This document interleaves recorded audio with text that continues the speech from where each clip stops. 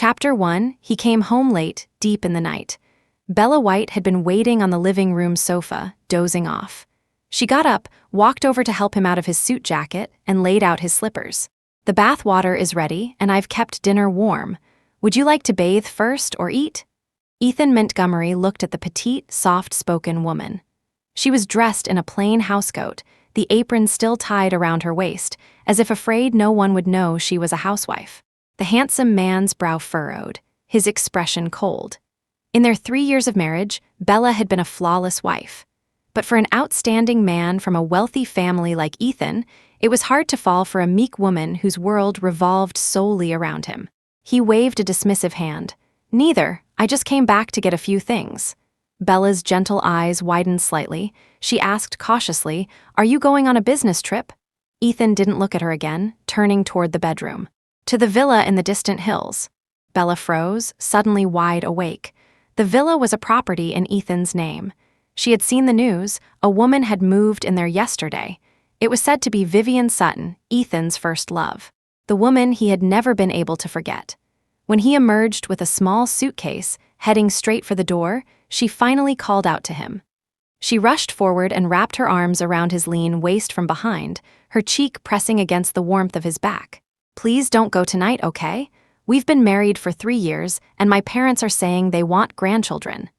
She spoke with emotion, but the man in front of her shoved her away as if she were something filthy. When he turned, his eyes were filled with impatience and a warning. "Bella, don't you dare dream of things that aren't meant for you." With that, he strode away. Bella was once again left alone in the vast, empty house. A heart-wrenching pain spread through her like creeping vines. She stared in the direction he had left, tears falling like pearls. 3 years, and he still hadn't fallen in love with her. The next day, Bella took a gift and went to the old family mansion to visit her parents-in-law. Her mother-in-law, Frances Montgomery, had never liked this useless daughter-in-law who had no background. "Married into the Montgomery family for 3 years, and you haven't even laid a single egg. Utterly useless."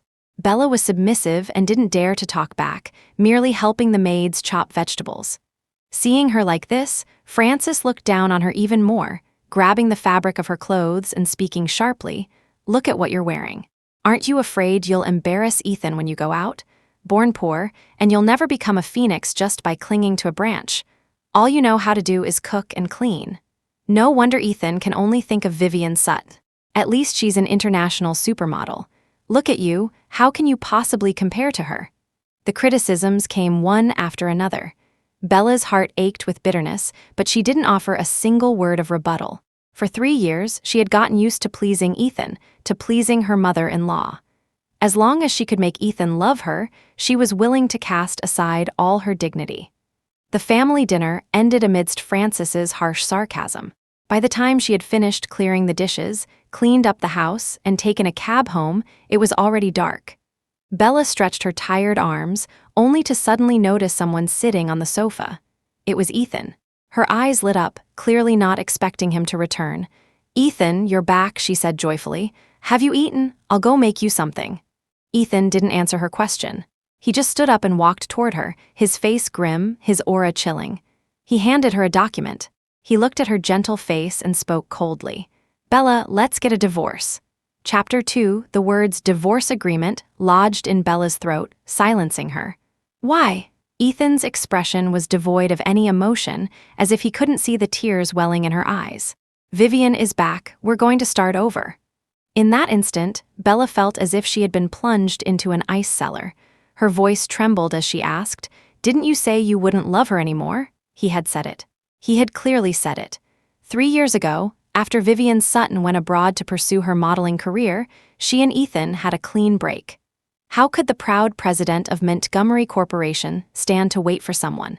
So, in a fit of pique, he found a powerless, easily manipulated woman to marry, and that woman was Bella. When they got married, he had clearly said he would try to stop loving Vivian. That was why, even when she saw the news yesterday, no matter how sensational the rumors were, she refused to believe that the woman living in that villa was Vivian Sutton. She had held onto his promise that he would forget Vivian and try to fall in love with her. Hearing Bella's choked sobs, Ethan remained unmoved. "I tried," he said flatly, "but I can't." He had tried to accept Bella, but she was too soft, too dull, so obedient it was infuriating. Back then, he had needed a wife who was easy to control, someone he could divorce cleanly. But personally, the kind of woman who could truly move his heart had always been one who could match him, a woman who shined. In all these years, only Vivian had ever been that woman. The assets allocated to you in the divorce are clearly stated. The villa is too remote, it's not convenient for me to take care of Vivian there. I'll be bringing her here tomorrow. As for you, leave before she arrives. Just as he finished speaking, Ethan answered a call. It was likely Vivian, because his expression instantly shifted to a gentleness Bella had never seen. I'll be right back to be with you. He then walked past her toward the door and left without a backward glance. Bella stood frozen, as if all the strength had been drained from her body. Her ears were ringing. A single phone call from Vivian, and he would rush back to her side.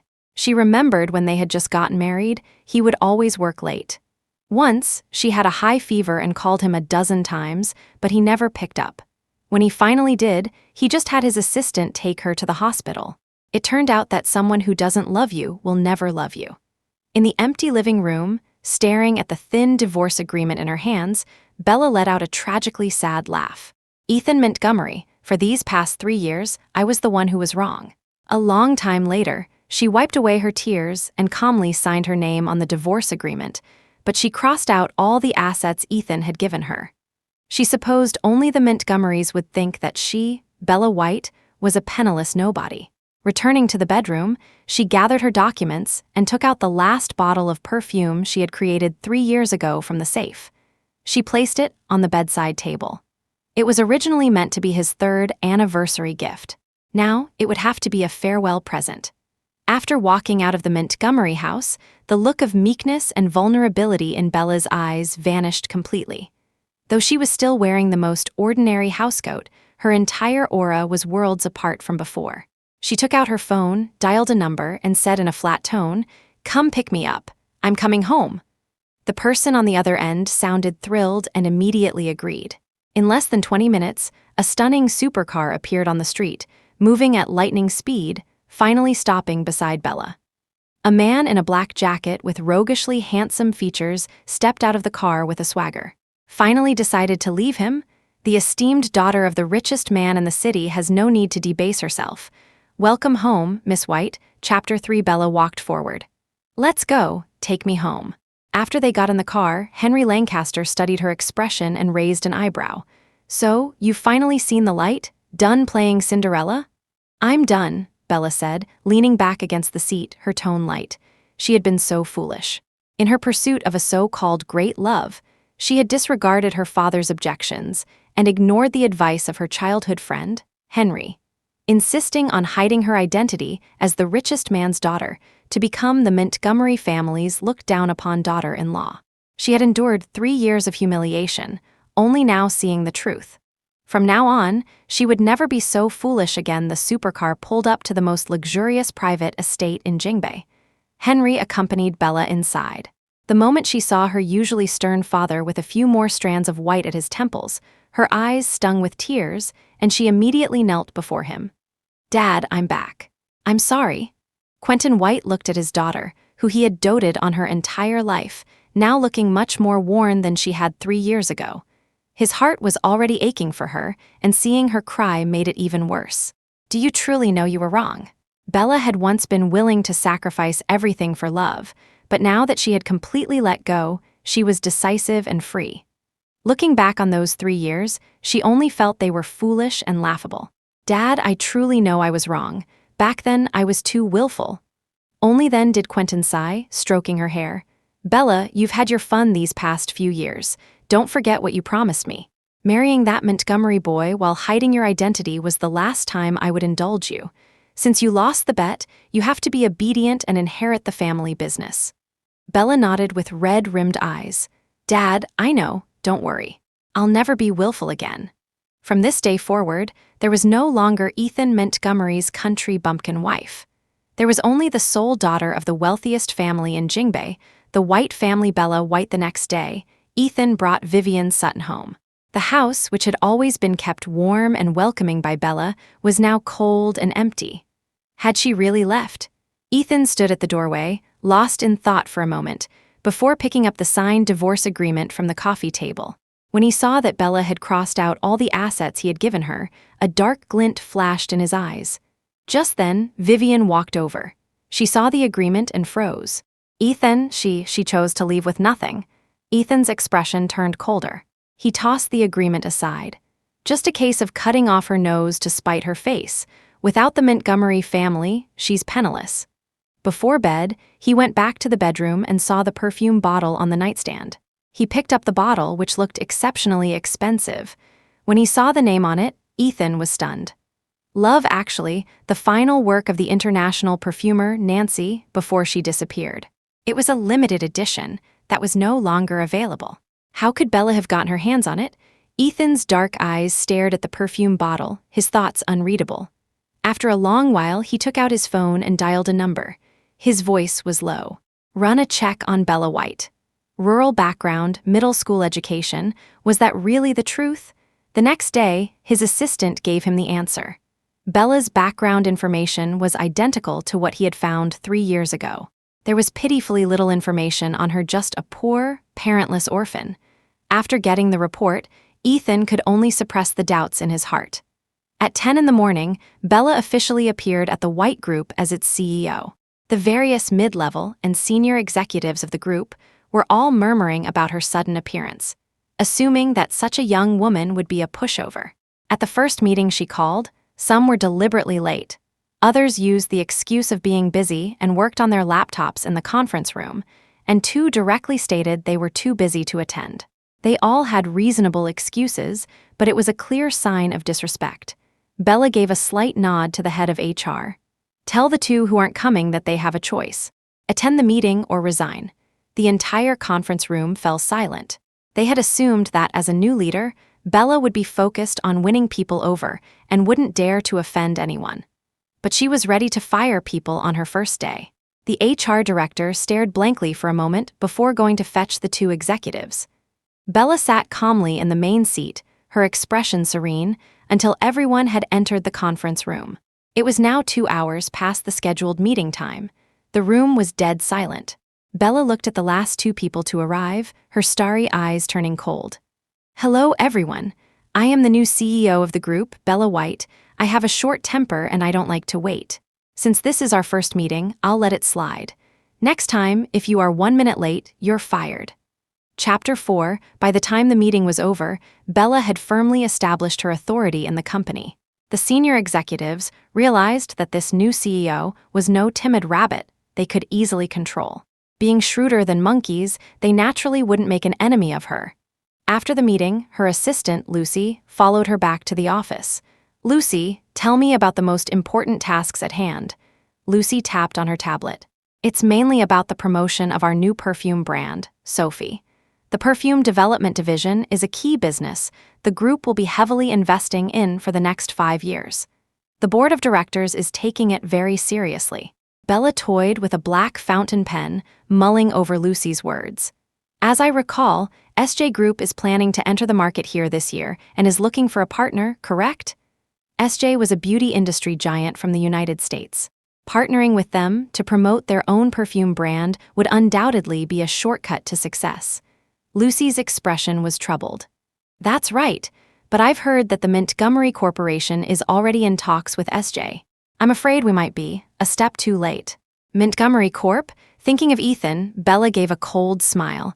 I don't think we're too late at all. She quickly took out her phone and made a call. A day later, Ethan's assistant reported news about the partnership to him. Mr. Montgomery, there's been a change regarding the collaboration with SJ Group.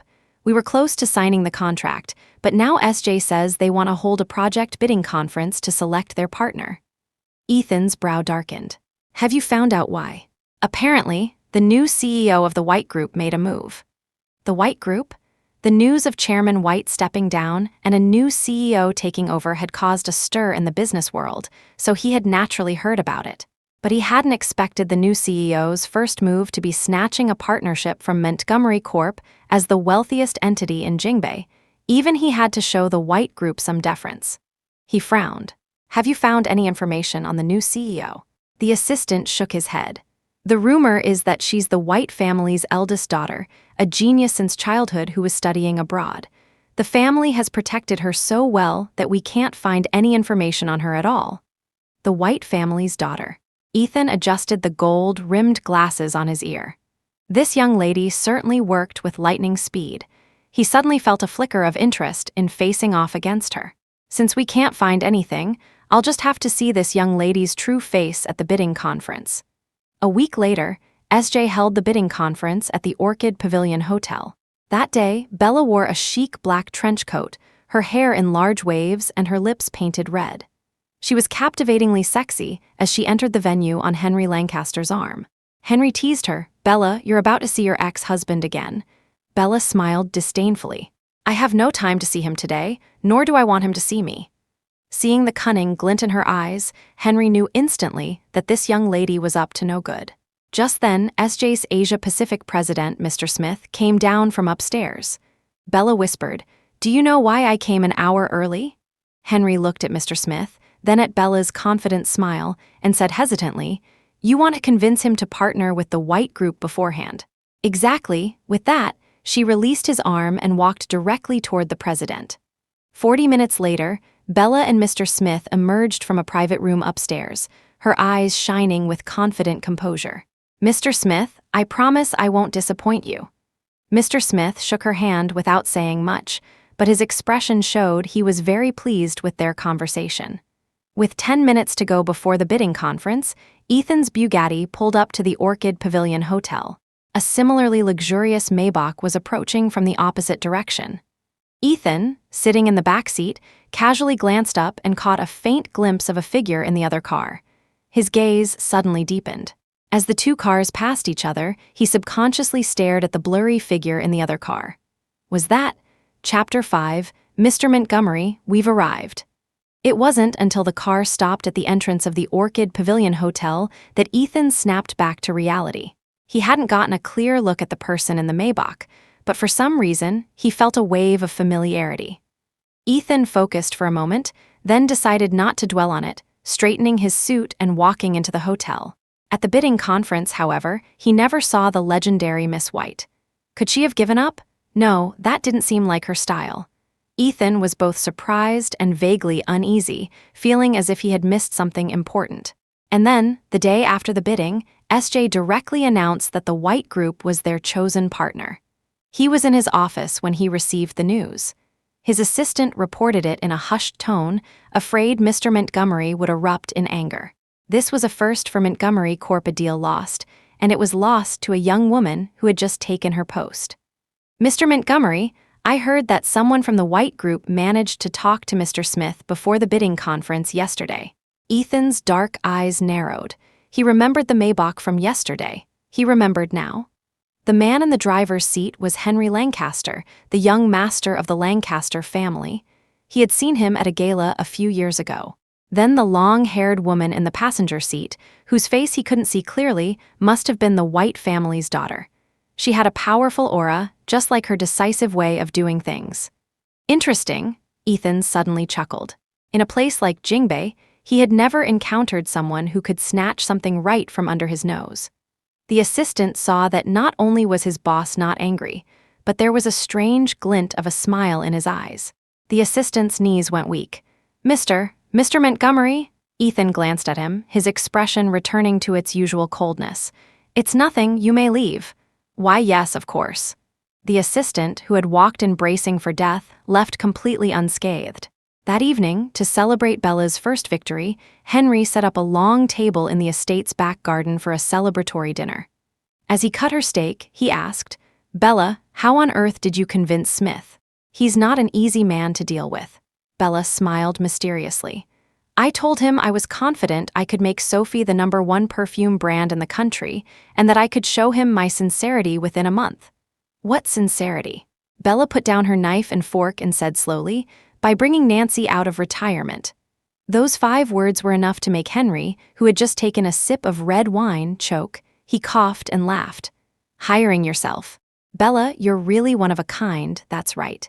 The internationally renowned perfumer Nancy, who had vanished 3 years ago, was in fact Bella herself. She had a remarkable talent for perfumery since childhood. But 3 years ago, to marry Ethan, Bella had not only given up her identity as the heiress of the White family, but also her identity as Nancy. Now, for the sake of her career, she had decided to pick it up again. She was going to take back everything she had lost, piece by piece. The Nancy identity will be a huge help to Sophie's development. I'll also choose the right moment to publicly reveal that Bella is Nancy. Henry strongly agreed with her plan. He then asked, "By the way, what about your last bottle of Love Actually? That perfume is highly sought after in the industry, worth a fortune. We could use it to create some buzz first." "It's not with me," Bella said, spearing a small piece of steak. Her tone was flat. "I gave it to Ethan."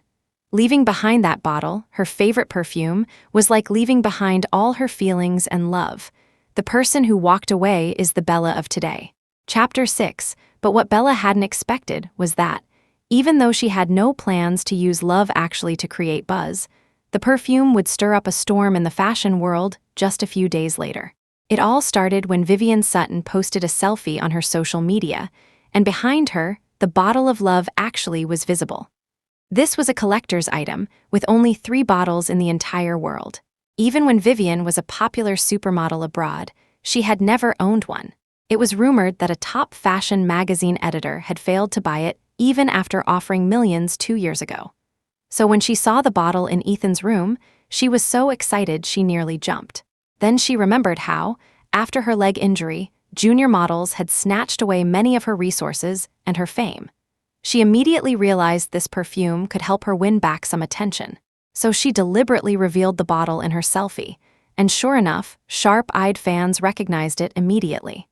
The editor-in-chief of that top magazine naturally noticed it too and even contacted Vivian directly. Just as she was gaining massive attention, negative comments followed. "LOL, is Vivian Sutton showing off a fake perfume? It has to be a knockoff. There are only 3 bottles of Love Actually in the world. One was bought by a North American collector, one is with Hollywood superstar Angelina, and the last one is with Nancy herself. Where did Vivian get hers? She used to be a model, for crying out loud. Showing off fakes is a huge taboo in the fashion world. She's probably going to get blacklisted for this." In the top floor CEO's office of the White Group, Henry cheekily held his phone out to Bella. "Bella, this bottle Vivian is showing off must be the one you left behind. Tusk, it's the real deal, but all the netizens are attacking her for buying a fake." Bella glanced at the phone. It was indeed her bottle. So, Ethan had taken the perfume she left him and given it to Vivian.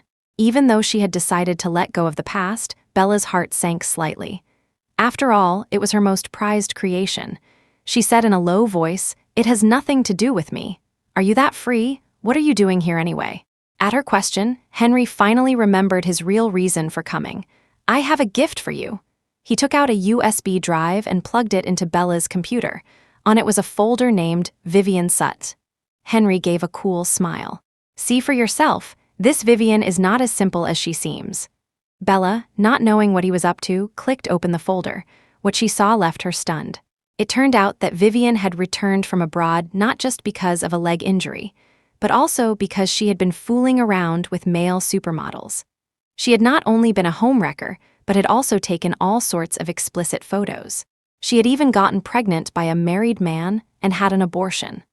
After her agency found out, they used her leg injury as an excuse to kick her out and send her back to the country for good.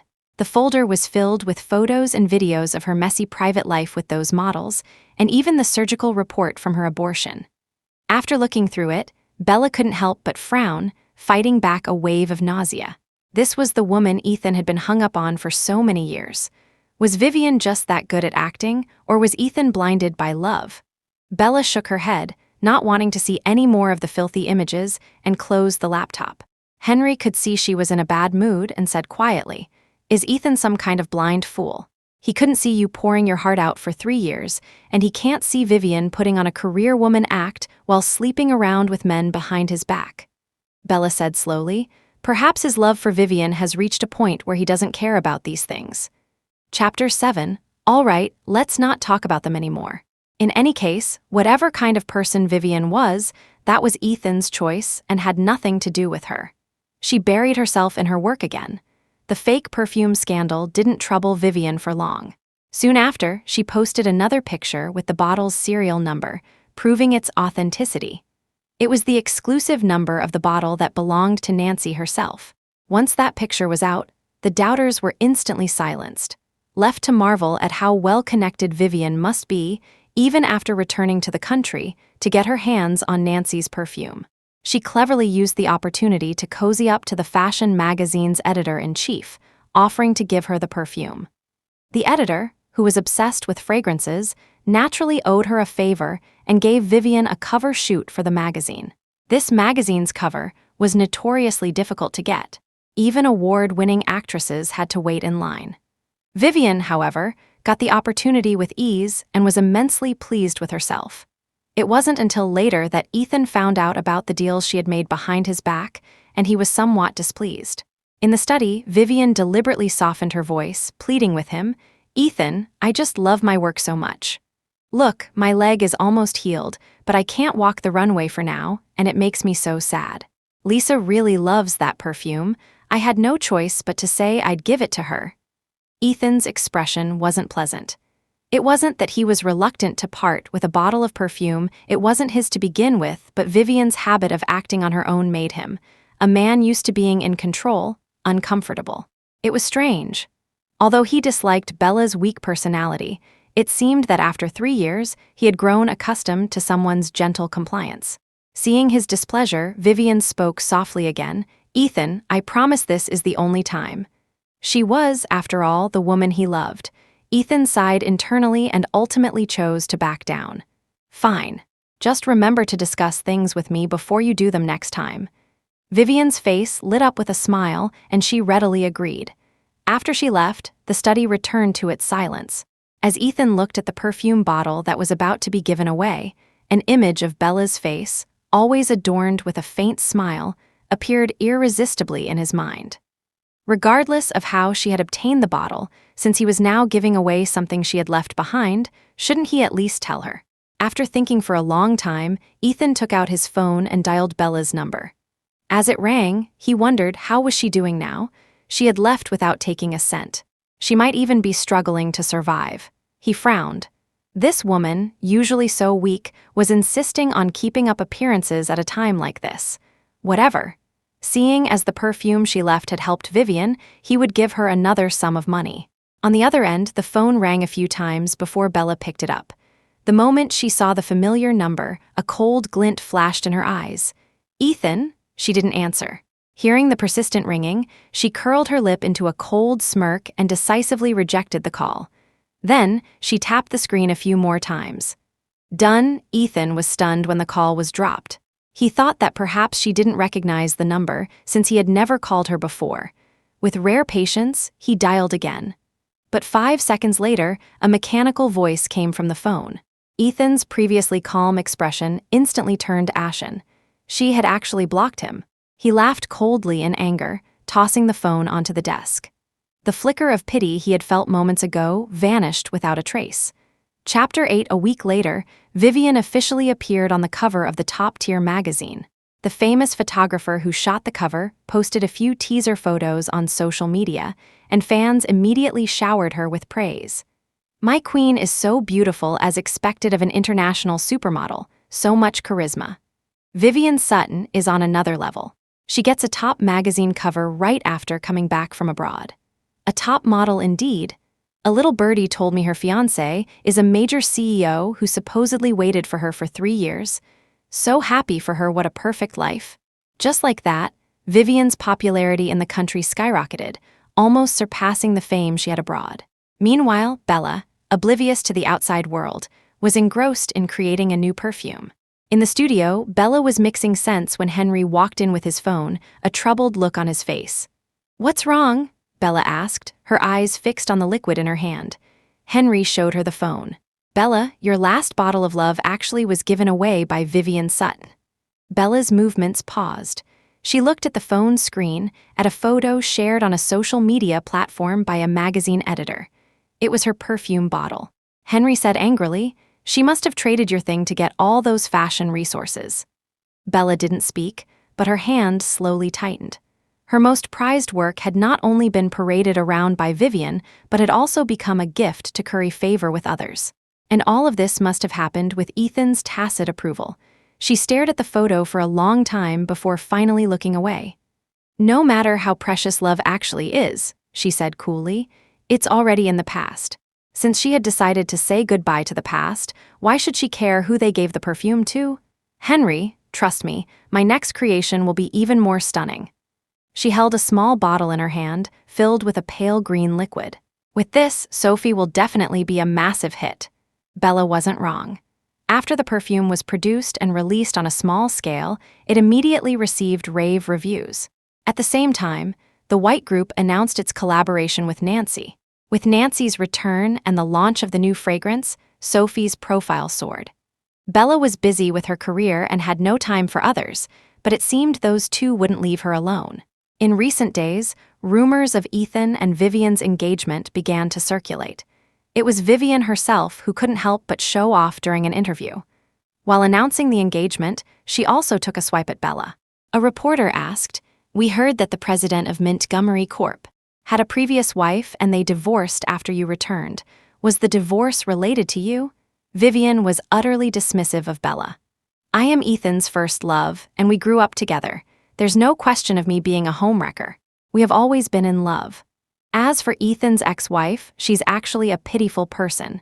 She's from the countryside, very poor, so she clung to him and refused to leave. But after Ethan gave her a sum of money, she agreed to the divorce." In just a few sentences, she had branded Bella in the media as a gold digger who only cared about money. The interview went viral online, and her fans cheered her on. Isn't this the CEO's one true love? So happy for them, so the ex-wife was just a gold digger. How can a woman like that compare to our supermodel?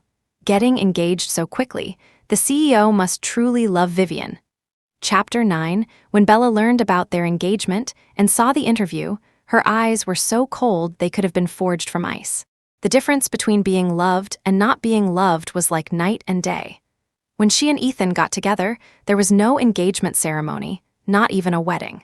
They just got their license, he took her to the family mansion for a meal, and that was it, they were married. Now, for his engagement to Vivian, he truly didn't want to shortchange her in the slightest. But that wasn't what Bella cared about. She no longer cared about Ethan's preferential treatment. What she cared about were the blatant lies Vivian had told. Not a homewrecker. Just because she was his first love, it meant there was no affair. Bella closed her eyes, suppressing the rage within her. Perhaps she really shouldn't just let this go. Meanwhile, at the Montgomery villa, Vivian and Ethan were planning the engagement ceremony. She wanted the most exquisite gown, the most magnificent ring. Then, she thought of the perfume for the day. Vivian remembered that Nancy's new fragrance, Addiction, was very popular, but she felt it was too common since so many people had bought it. She considered herself a person of unique taste and didn't want to use the same perfume as so many others. So she wrapped her arms around Ethan and purred, "Ethan, for the engagement, I want a perfume personally created for me by Nancy." Ethan raised an eyebrow. Nancy, since she had joined the White Group, her relationship with Montgomery Corp was delicate. But this was an engagement, not a business collaboration, so it was worth a try. "All right, I'll contact her for you." Vivian smiled with satisfaction. She knew it. She would always be the one Ethan loved most. No matter what she asked for, he would grant it. Before long, his assistant found Nancy's private email and sent the address to Ethan. He composed a message. "Meng, hello Nancy. I am Ethan Montgomery, president of the Montgomery Corporation. My fiancé and I are about to hold our engagement ceremony, and we hope you can create a custom perfume for us. Name your price, it would be greatly appreciated." That was him. Even when asking for a favor, his tone was always so arrogant. Bella received the email shortly after. Henry happened to be right there, discussing work with her. She opened it, and Henry was the first to laugh. If he knew you were Nancy, he would never have sent this email. Bella stared at it coldly, about to refuse outright when an idea struck her.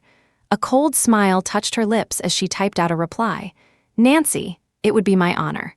However, it takes me at least 10 days to create a perfume, so I may not be able to have it ready before your engagement." Watching her type and send the message, Henry's amused expression turned to one of confusion. Are you really going to help them? Bella smiled but said nothing. Soon, another message from Ethan arrived. Meng, no matter. The engagement is exactly 10 days from now. As long as the perfume arrives before the evening banquet, it will be fine. Bella replied swiftly. Nancy. Of course, I wish you a happy engagement. After sending it, she stared at the words happy engagement, her almond eyes radiating a light as cold as ice. Since you walked into this trap yourselves, don't blame me for being merciless. Henry patted her shoulder. Bella, are you crazy? You're really going to give Vivian a perfect engagement ceremony? Bella shook her head with a faint smile. No, I'm going to give her an engagement ceremony she'll never want to remember. Henry's eyes widened in realization. You're planning to deliver it to them yourself? Bella slowly nodded. Since the two of them valued this engagement ceremony so much, then as Ethan's ex-wife, she should naturally go and offer her blessings to the happy couple. Chapter 10. After learning that Nancy had agreed to create a custom perfume for her, Vivian was even more delighted. It was true. She was a natural-born winner. Not only did she have a brilliant career and a fiancé who adored her, but she was also about to have the most perfect engagement ceremony.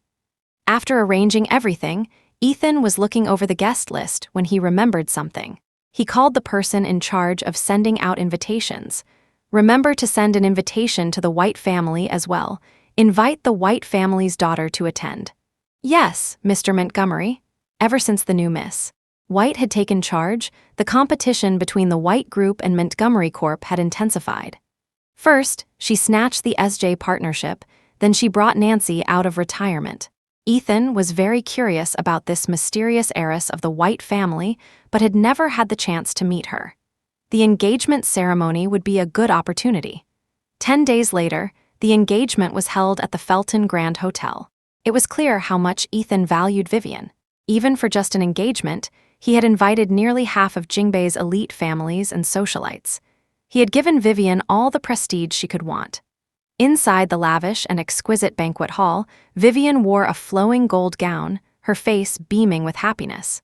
She was the center of the entire event, constantly surrounded by people offering flattery and compliments. The words were music to Vivian's ears, and she clung even more tightly to Ethan's arm.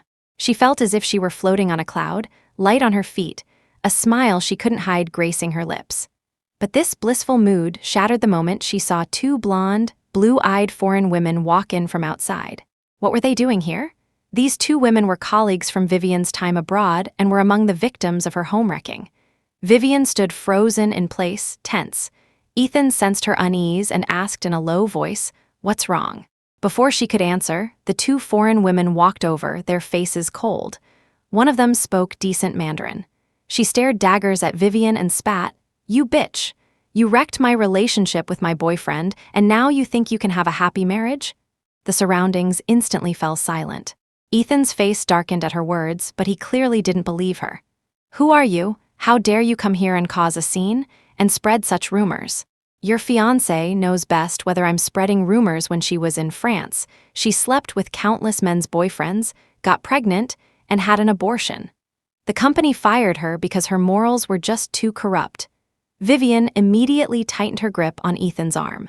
"That's not true. Ethan, they're framing me. Let me explain."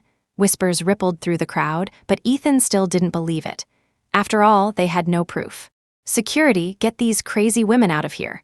But in the next second, the large screen in the banquet hall, which had been playing a romantic video, suddenly went black. Then, a series of shocking, explicit images flashed across the screen for all to see. And the face in those videos was unmistakably Vivian's. The entire hall gasped in shock. Ethan's face turned ashen when he saw it. Vivian, as if she had gone mad, lunged at the two foreign women. "No, that's not real. Who sent you? Who sent you to frame me?" Bang! Just as the women began to scuffle, the main doors of the banquet hall suddenly swung open. Bella walked in, dressed in a sophisticated and elegant white gown, holding the very bottle of love that had appeared online several times. Chapter 11. The tightly shut doors of the banquet hall burst open, drawing everyone's attention. Not many people present knew Bella. Although she was the heiress of the wealthy White family, she had never been fond of attending such events. Furthermore, before marrying Ethan, Bella had been studying abroad, giving her even fewer opportunities to attend these galas and meet people in their circle. So among the guests, no one recognized Bella. But while these high society figures might not know Bella, there was no one who didn't recognize the bottle of love actually in her hand. It was one of the signature creations of the famous perfumer Nancy, with only 3 bottles in the entire world.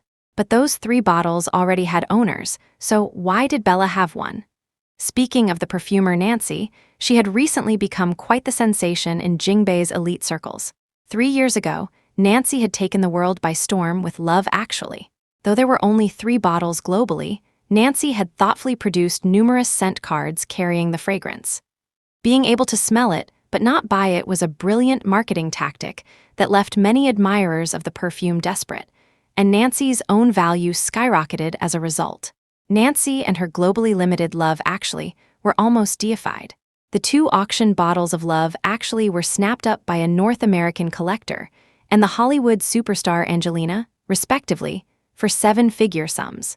But no one could have predicted that Nancy, at the peak of her fame, would choose to retreat from the public eye, a disappearance that lasted 3 years. It wasn't until recently that Nancy announced a long-term collaboration with the White Group to create their new perfume brand, Sophie. After joining the White Group, Nancy returned after 3 years with another masterpiece addiction. This time, the perfume was produced on a custom line by the White Group, so it was no longer limited to just 3 bottles worldwide. Addiction, as Sophie's high-end offering, was released in limited quantities, only 99 bottles per month, but each one was personally blended by Nancy. For the wealthy wives and daughters of high society, limited edition just meant paying a higher price. The more limited it was, the more they scrambled to get it.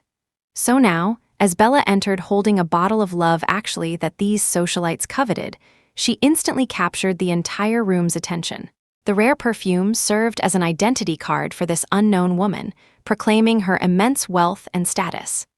Ethan, who had been standing by Vivian's side, looked over when the doors opened. He never expected the person arriving to be his ex-wife, Bella, who had been gone for months. Bella was wearing a sleek, form-fitting white gown with a high waist that accentuated her flawless proportions. She wasn't revealing anything, yet every step she took exuded an alluring charm. Was this really his formerly submissive ex-wife? Ethan stared, momentarily stunned. With a smile on her lips, Bella carried Love Actually and walked calmly up to Ethan. Then, with a perfect smile, she said, "Mr.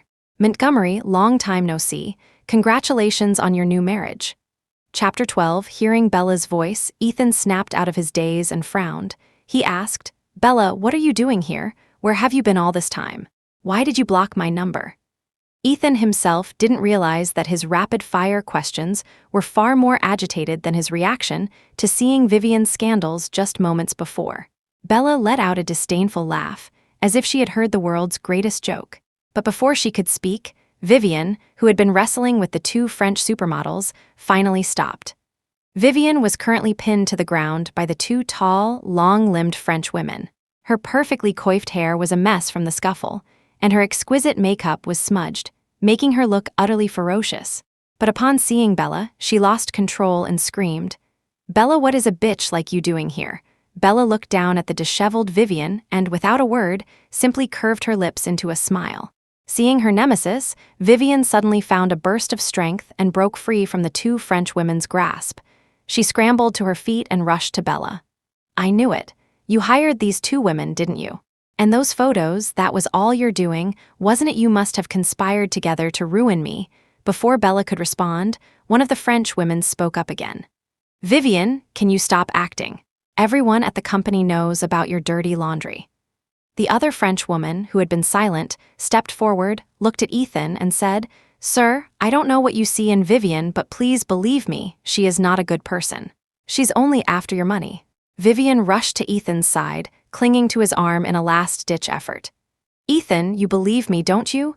None of that is true. It's Bella and them ganging up on me. They're jealous of me." Ethan frowned, looking down at the wretched woman.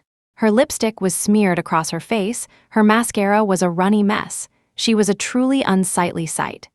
Ethan looked at this face, the face he had yearned for so many years, and couldn't help but think back to their first love. They say a man never forgets his first love, and the proud Ethan Montgomery was no exception. Otherwise, he wouldn't have rushed into a flash marriage with another woman right after breaking up with Vivian. But now, looking at this face, he could no longer find that feeling of first love. Vivian had changed. She had become a person with no bottom line, willing to destroy others' relationships for money. The words social climber were practically written on her face, and he had changed too. After being cared for by the gentle and considerate Bella for 3 years, he could no longer tolerate Vivian's self-serving nature and her willingness to do anything to get what she wanted. When he had loved her, he saw it as her personality, her charm. He had genuinely wanted to build a family with her. But now, Ethan finally saw Vivian's true colors. From behind Vivian came the French supermodel's sneer. Vivian, stop pretending. Mr. Montgomery, perhaps you don't know, but the reason Vivian fell on the runway in Milan was because she was pushed by someone who was retaliating against her for interfering in their relationship. Why else would she just fall off a runway for no reason? Everyone in our company knows about this. If you don't believe it, you can ask anyone. Chapter 13, that sentence was the last straw. When Ethan received Vivian's call after 3 years, his heart had been stirred. Otherwise, he wouldn't have immediately sent someone to bring her back to the country after she tearfully described her injury. The moment Vivian saw Ethan, she began to cry about how difficult her last 3 years in France had been. She claimed she was too dedicated, that she had overworked herself and accidentally fallen from the runway, but that the supermodel world would no longer accept a runway model with a leg injury. At the time, Ethan had gently comforted her, saying, "Vivian, it's okay. Stay by my side. I can support you for the rest of your life." Hearing this, Vivian's eyes lit up, but she quickly feigned distress. "Ethan, I want to be with you forever too, but you're a married man. How can I interfere in your marriage?" Thinking of the bland and uninteresting Bella, Ethan's voice immediately hardened. "Don't worry, I'll divorce her right away. I'll marry you and bring you home properly." Now that Ethan had fulfilled his promise, he realized just how ridiculous he had been. He had abandoned his devoted wife of 3 years for a two-faced woman. Ignoring Vivian's pleading eyes, Ethan coldly shook off her hand. The words that came from his thin lips were sharper than any sword. "Vivian, you're quite the actress. To think you had me fooled for so many years."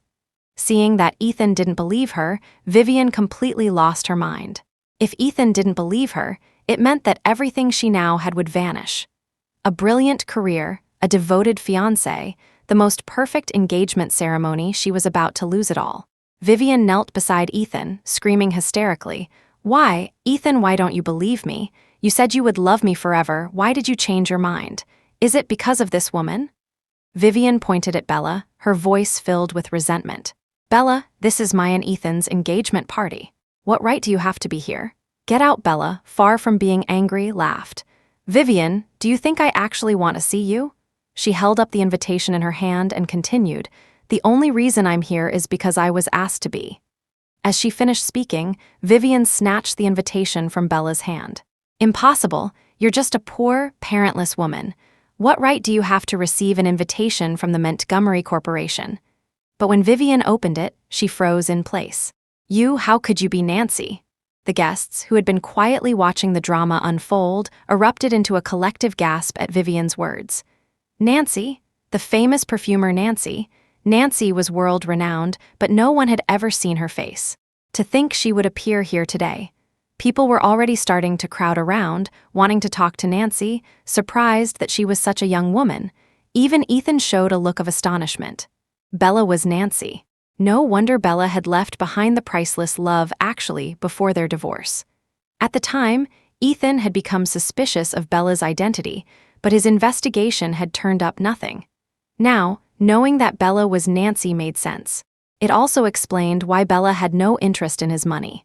So, Nancy's retreat from the spotlight 3 years ago, at the height of her fame, was because she had married him? Chapter 14, the truth hit Ethan with a sharp pang of pain. If he had known that Bella was the famous perfumer Nancy, perhaps he wouldn't have divorced her. The reason Ethan had divorced Bella was simply that he disliked her constant fawning over him, her soft and easily bullied demeanor, which held no attraction for him. But before Ethan could process this further, Bella spoke. Yes, I am the perfumer Nancy. Weren't you hoping to receive a perfume personally blended by me for your engagement? So, I've brought my perfume with me. I thought long and hard, but couldn't create a fragrance I was satisfied with. However, I've seen how you and my love actually have been trending together so often lately, Miss Sutton. It seems you truly adore it. So, I blended another bottle and brought it here personally as a gift for you and Mr. Montgomery. I read about your love story in the news, and I was deeply moved.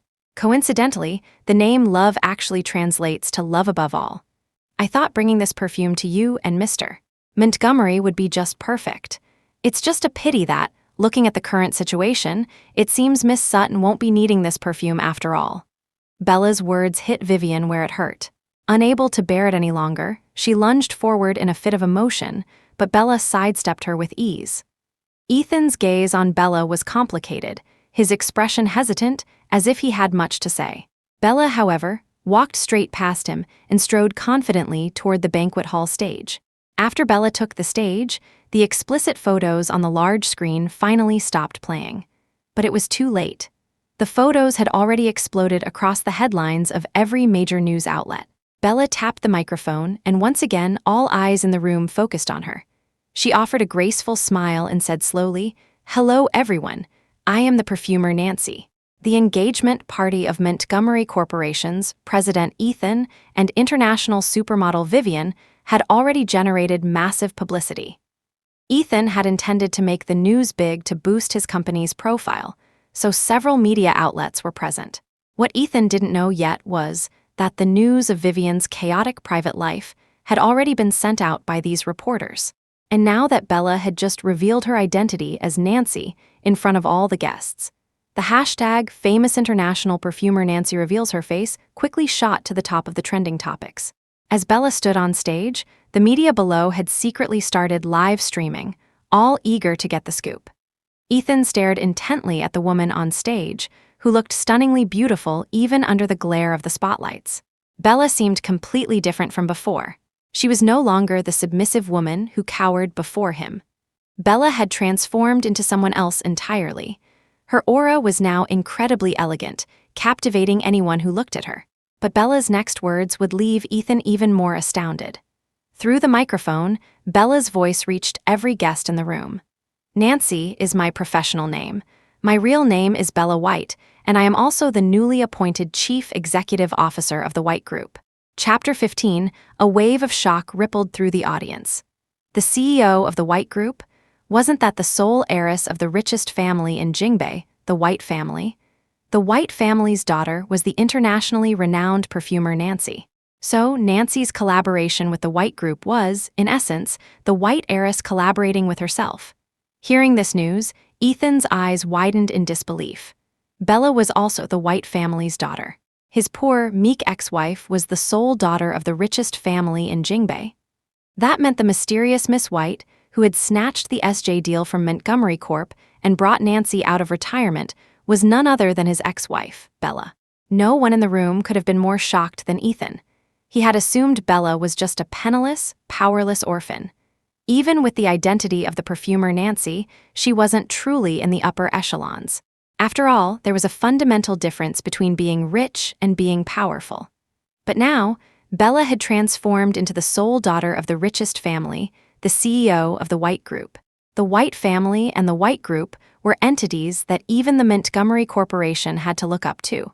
How could Ethan possibly accept this reality? Bella's short sentence contained a massive amount of information, but no one present could have imagined that this was just the beginning. On stage, Bella caught a glimpse of Ethan's stunned expression, and a satisfied smile touched her lips. Her words continued, "Today, as the White family's daughter and as the perfumer Nancy, I received separate invitations from the president of the Montgomery Corporation. But in truth, the relationship between Mr. Montgomery and myself is far more complex than that. I've recently heard some rumors that have misrepresented my identity, so I would like to clarify those matters here today. Because I am the pitiful woman Miss Sutton spoke of before, the one from the countryside, who clung to Mr. Montgomery, refused to divorce him, and then left quickly after taking his money." Bella stood on the stage, taking in the spectacular array of expressions on the faces below. The reason she chose to appear here today and say these things was to bring utter ruin upon Ethan, and Vivian Bella knew that, with Ethan's shrewdness, he would have made this engagement party a grand affair.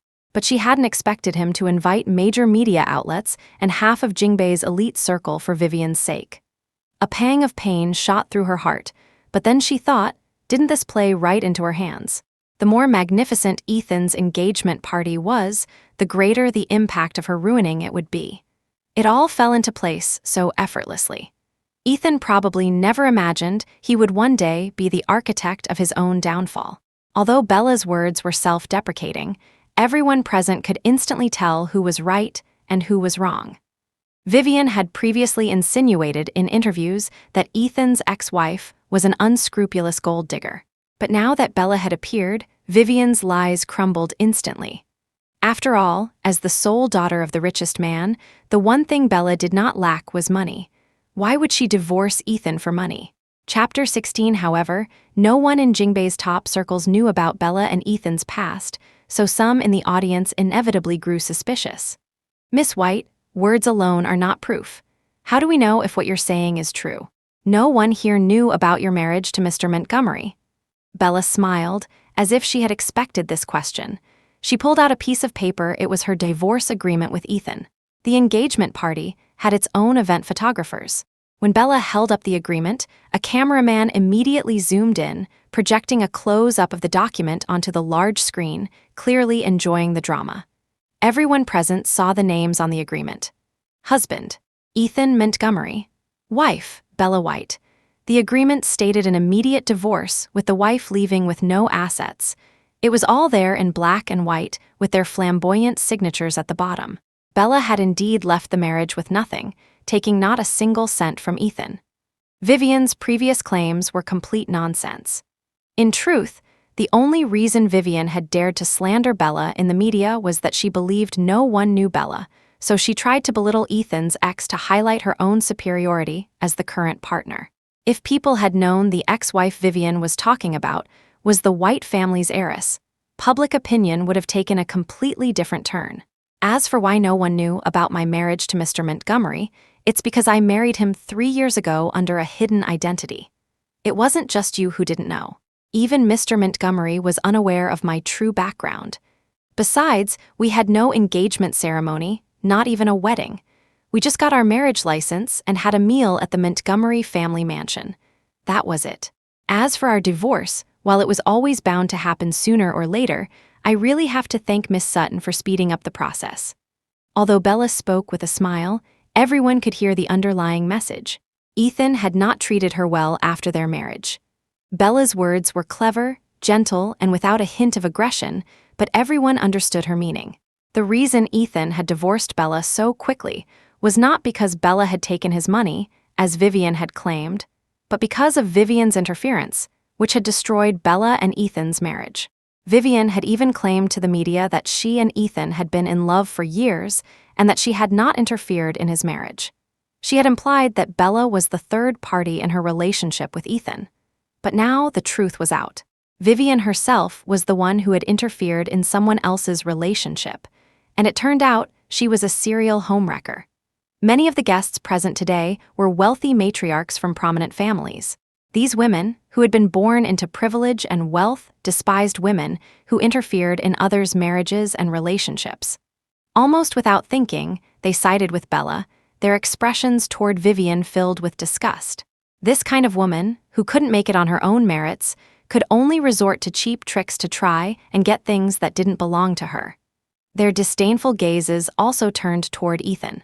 Chapter 17, he had been so dismissive when marrying Bella, yet for a mere supermodel, Ethan had thrown such a lavish affair. It must have been because he thought Bella was a poor, powerless woman at the time. The guests in the hall whispered amongst themselves. Although Ethan couldn't hear a single word, he felt as if fingers were pointing at his back, condemning him. It wasn't just others. Ethan himself couldn't help but despise his own actions. Yes, he had given Vivian such a grand engagement party, but how had he treated Bella 3 years ago? 3 years ago, he had arrogantly dismissed Bella as a sparrow trying to become a phoenix, thinking that a poor woman like her was only interested in marrying into wealth. He had never once looked at her properly. Yet, despite how he had treated her, Bella had never complained and had been nothing but good to him for 3 years straight. Ethan asked himself honestly. In those 3 years, Bella's devotion to him had been flawless. She had been a perfect wife.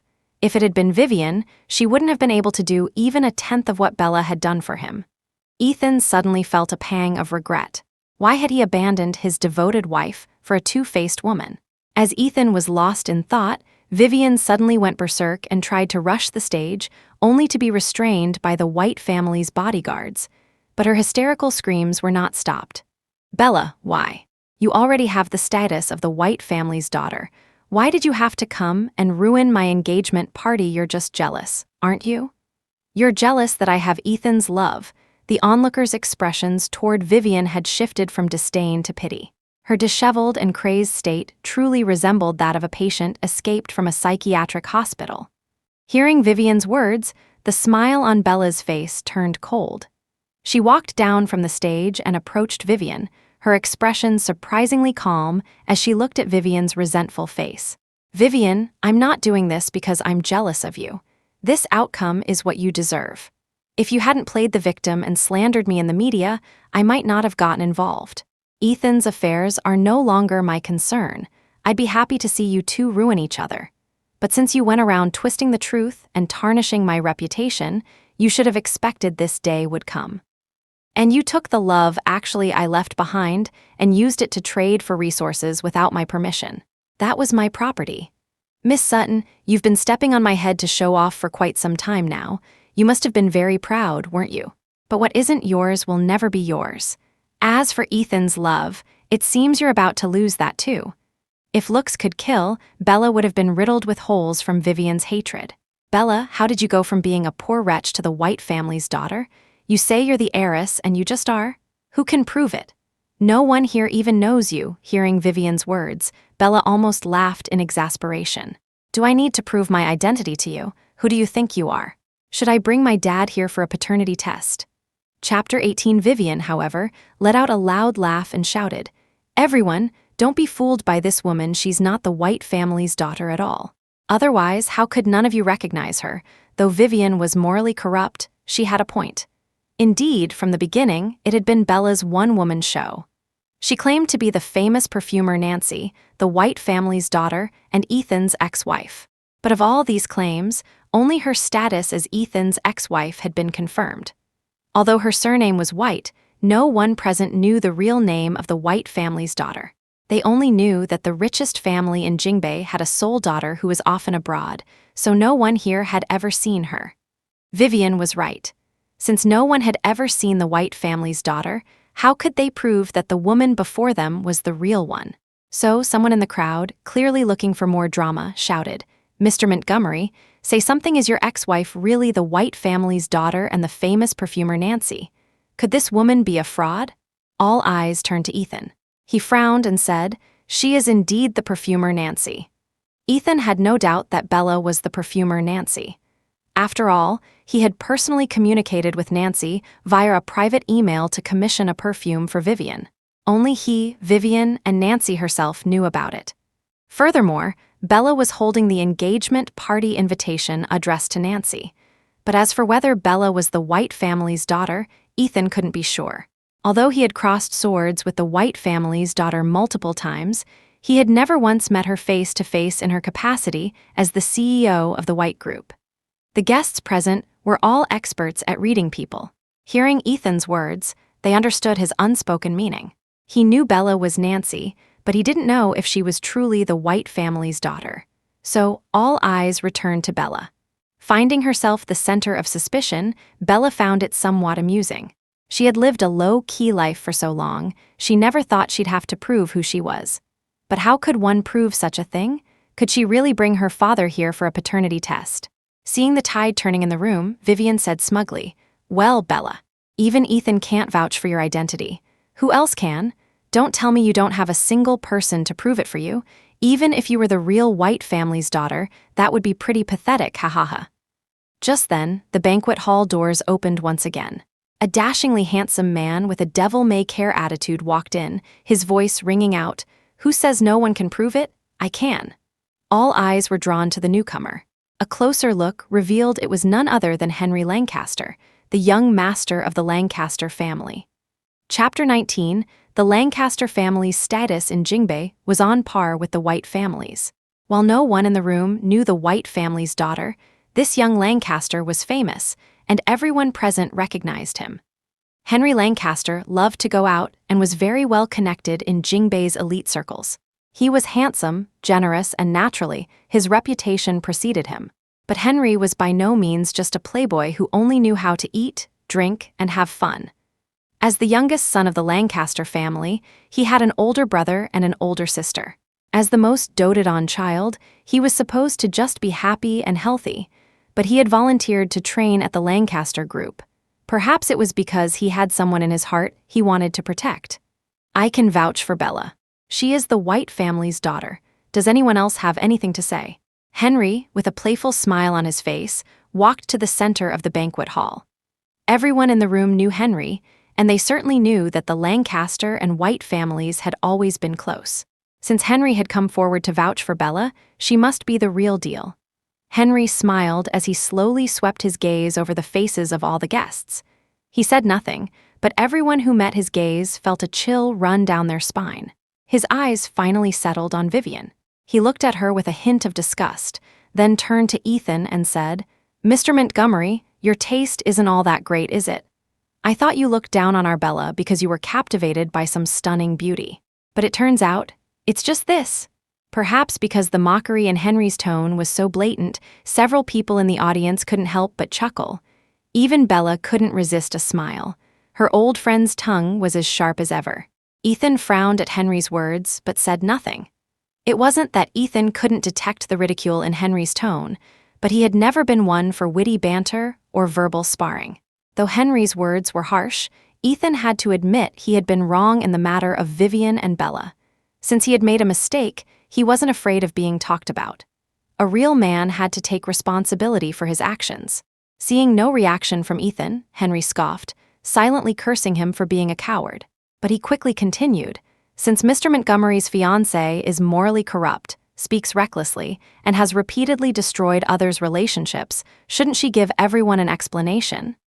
Hearing Henry's words, someone quickly chimed in, "Yes, Mr. Montgomery, we all came to your engagement party. We've given our gifts. What's the meaning of showing us this drama?" In Jingbei, the Montgomery family could at best be considered a second-tier family, barely qualifying as wealthy.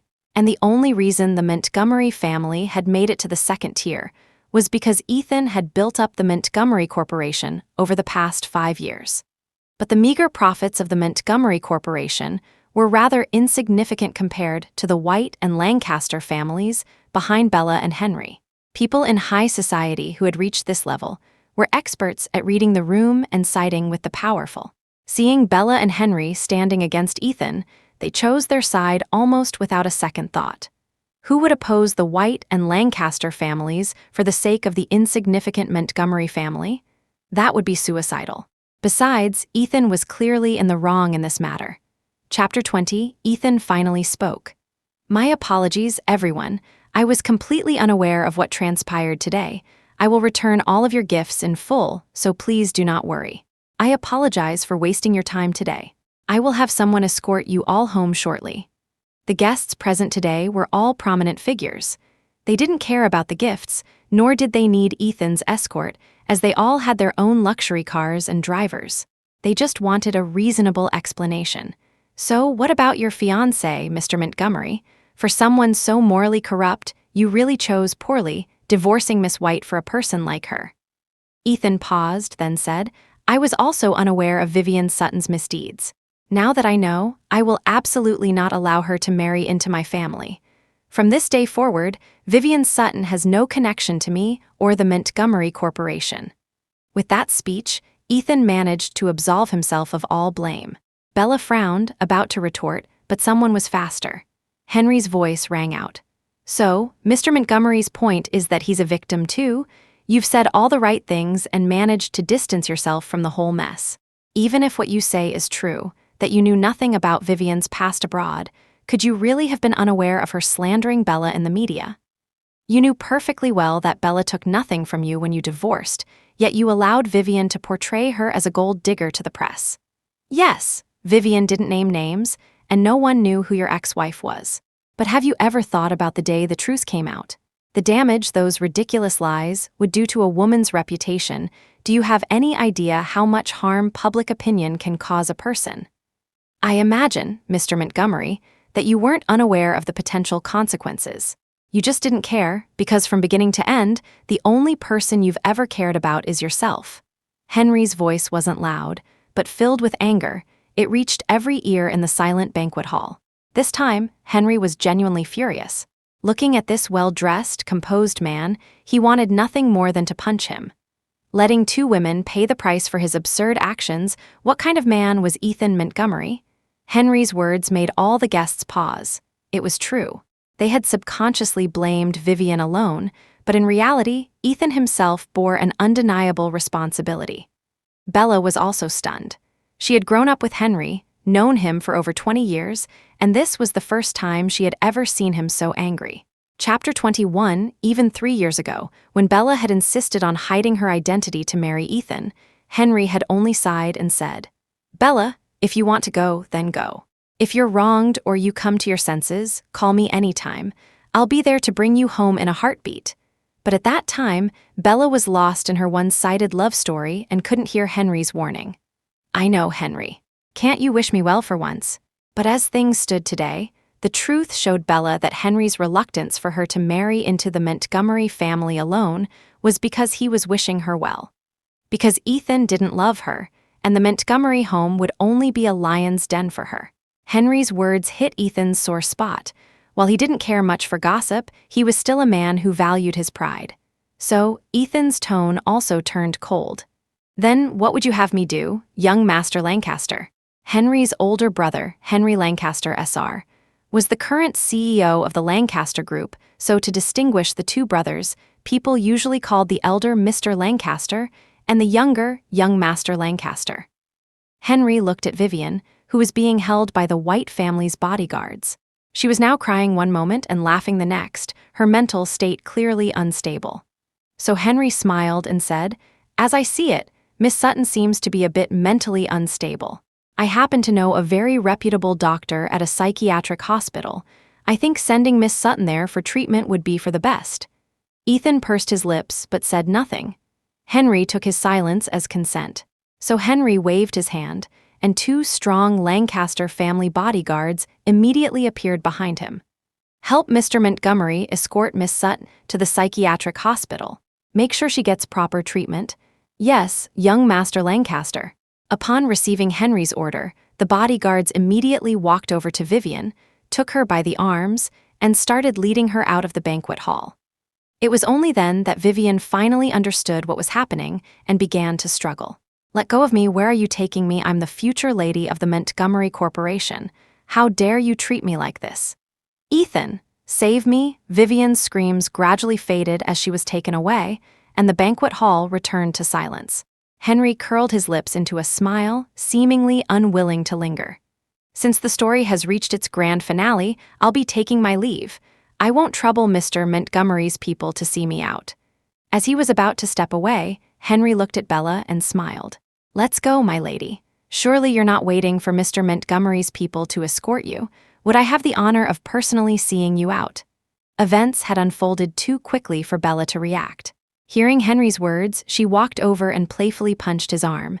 "Stop being a smartass. Let's go." Chapter 22, they hadn't gone far before a woman dressed as a wealthy socialite stopped Bella. "Miss White, hello. I was wondering if you would be willing to sell me this bottle of Love Actually. As long as you're willing to sell it, price is not an issue. I truly love this perfume, but I wasn't able to attend the previous auction." Bella looked at the newly blended Love Actually in her hand, then at the woman before her. "Miss Howard, since you like it so much, please accept this bottle as a gift." The woman, addressed as Miss Howard, waved her hands in refusal upon hearing Bella's offer. "Miss White, I couldn't possibly. This perfume is priceless. I can't just take it for free." Bella smiled and placed the bottle of Love Actually in Serena Howard's hand. "It's not the perfume itself that's valuable, but the affection of those who desire it. And how can one put a price on love? Besides, Love Actually is just from my private collection and was never sold on the market. So, Miss Howard, you are more than worthy of this gift. With Bella putting it that way, Serena had no choice but to accept the Love Actually, but she still insisted. Then I shall owe you a favor, Miss White. If there is anything I can help you with in the future, please don't hesitate to ask. I will do anything within my power to assist you. Bella's smile deepened. As it happens, there is something I'd like to ask for your help with. Hearing that Bella had a request, Serena nodded. Oh, what is it, Miss White? Please tell me. You've probably heard of Sophie, the new perfume brand recently launched by our White group. Serena was a perfume aficionado. Now in her early 40s, her collection of perfumes could buy several houses in Jingbei. So when the White group launched the perfume brand, Sophie, and even brought Nancy out of retirement, Serena was among the first to know. She had even bought the bottle with serial number 1 of Addiction, the first limited edition perfume launched by Sophie and Nancy. In other words, Serena was the very first person in Jingbei to buy Addiction. At Bella's words, Serena replied, "Yes, I know of it. I love the new product, Addiction, as well. Miss White, I'm so glad you've returned to the world of perfume. I'm a fan of your work. The White Group is currently looking for a brand ambassador for Sophie. Our idea is to have a different celebrity face for each new fragrance to highlight their uniqueness. It's said that your company, Miss Howard, is full of A-list stars and beauties. So, on behalf of the White Group, I would like to invite you and your company to enter into a strategic partnership with us." Bella hadn't expected the negotiation to be easy. Serena was known for her iron-fisted business acumen. Although Bella had given her a bottle of Love Actually, she couldn't be sure Serena would agree to a partnership. After all, the female artists under Howard Entertainment were all wildly popular, with countless fans, and all their commercial partnerships were carefully selected. This opportunity had come up suddenly, so Bella had come with no proposal, only her words. She wasn't confident she could seal the deal. But to her surprise, Serena agreed without a second thought.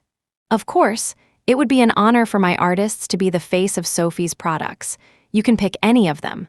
Just let me know which one you have your eye on, Miss White. Chapter 23, Bella was surprised by how easily Serena agreed and quickly said, "Great, I'll send someone to your company on Monday to discuss the details of our collaboration." But Serena waved her hand. "No need to rush.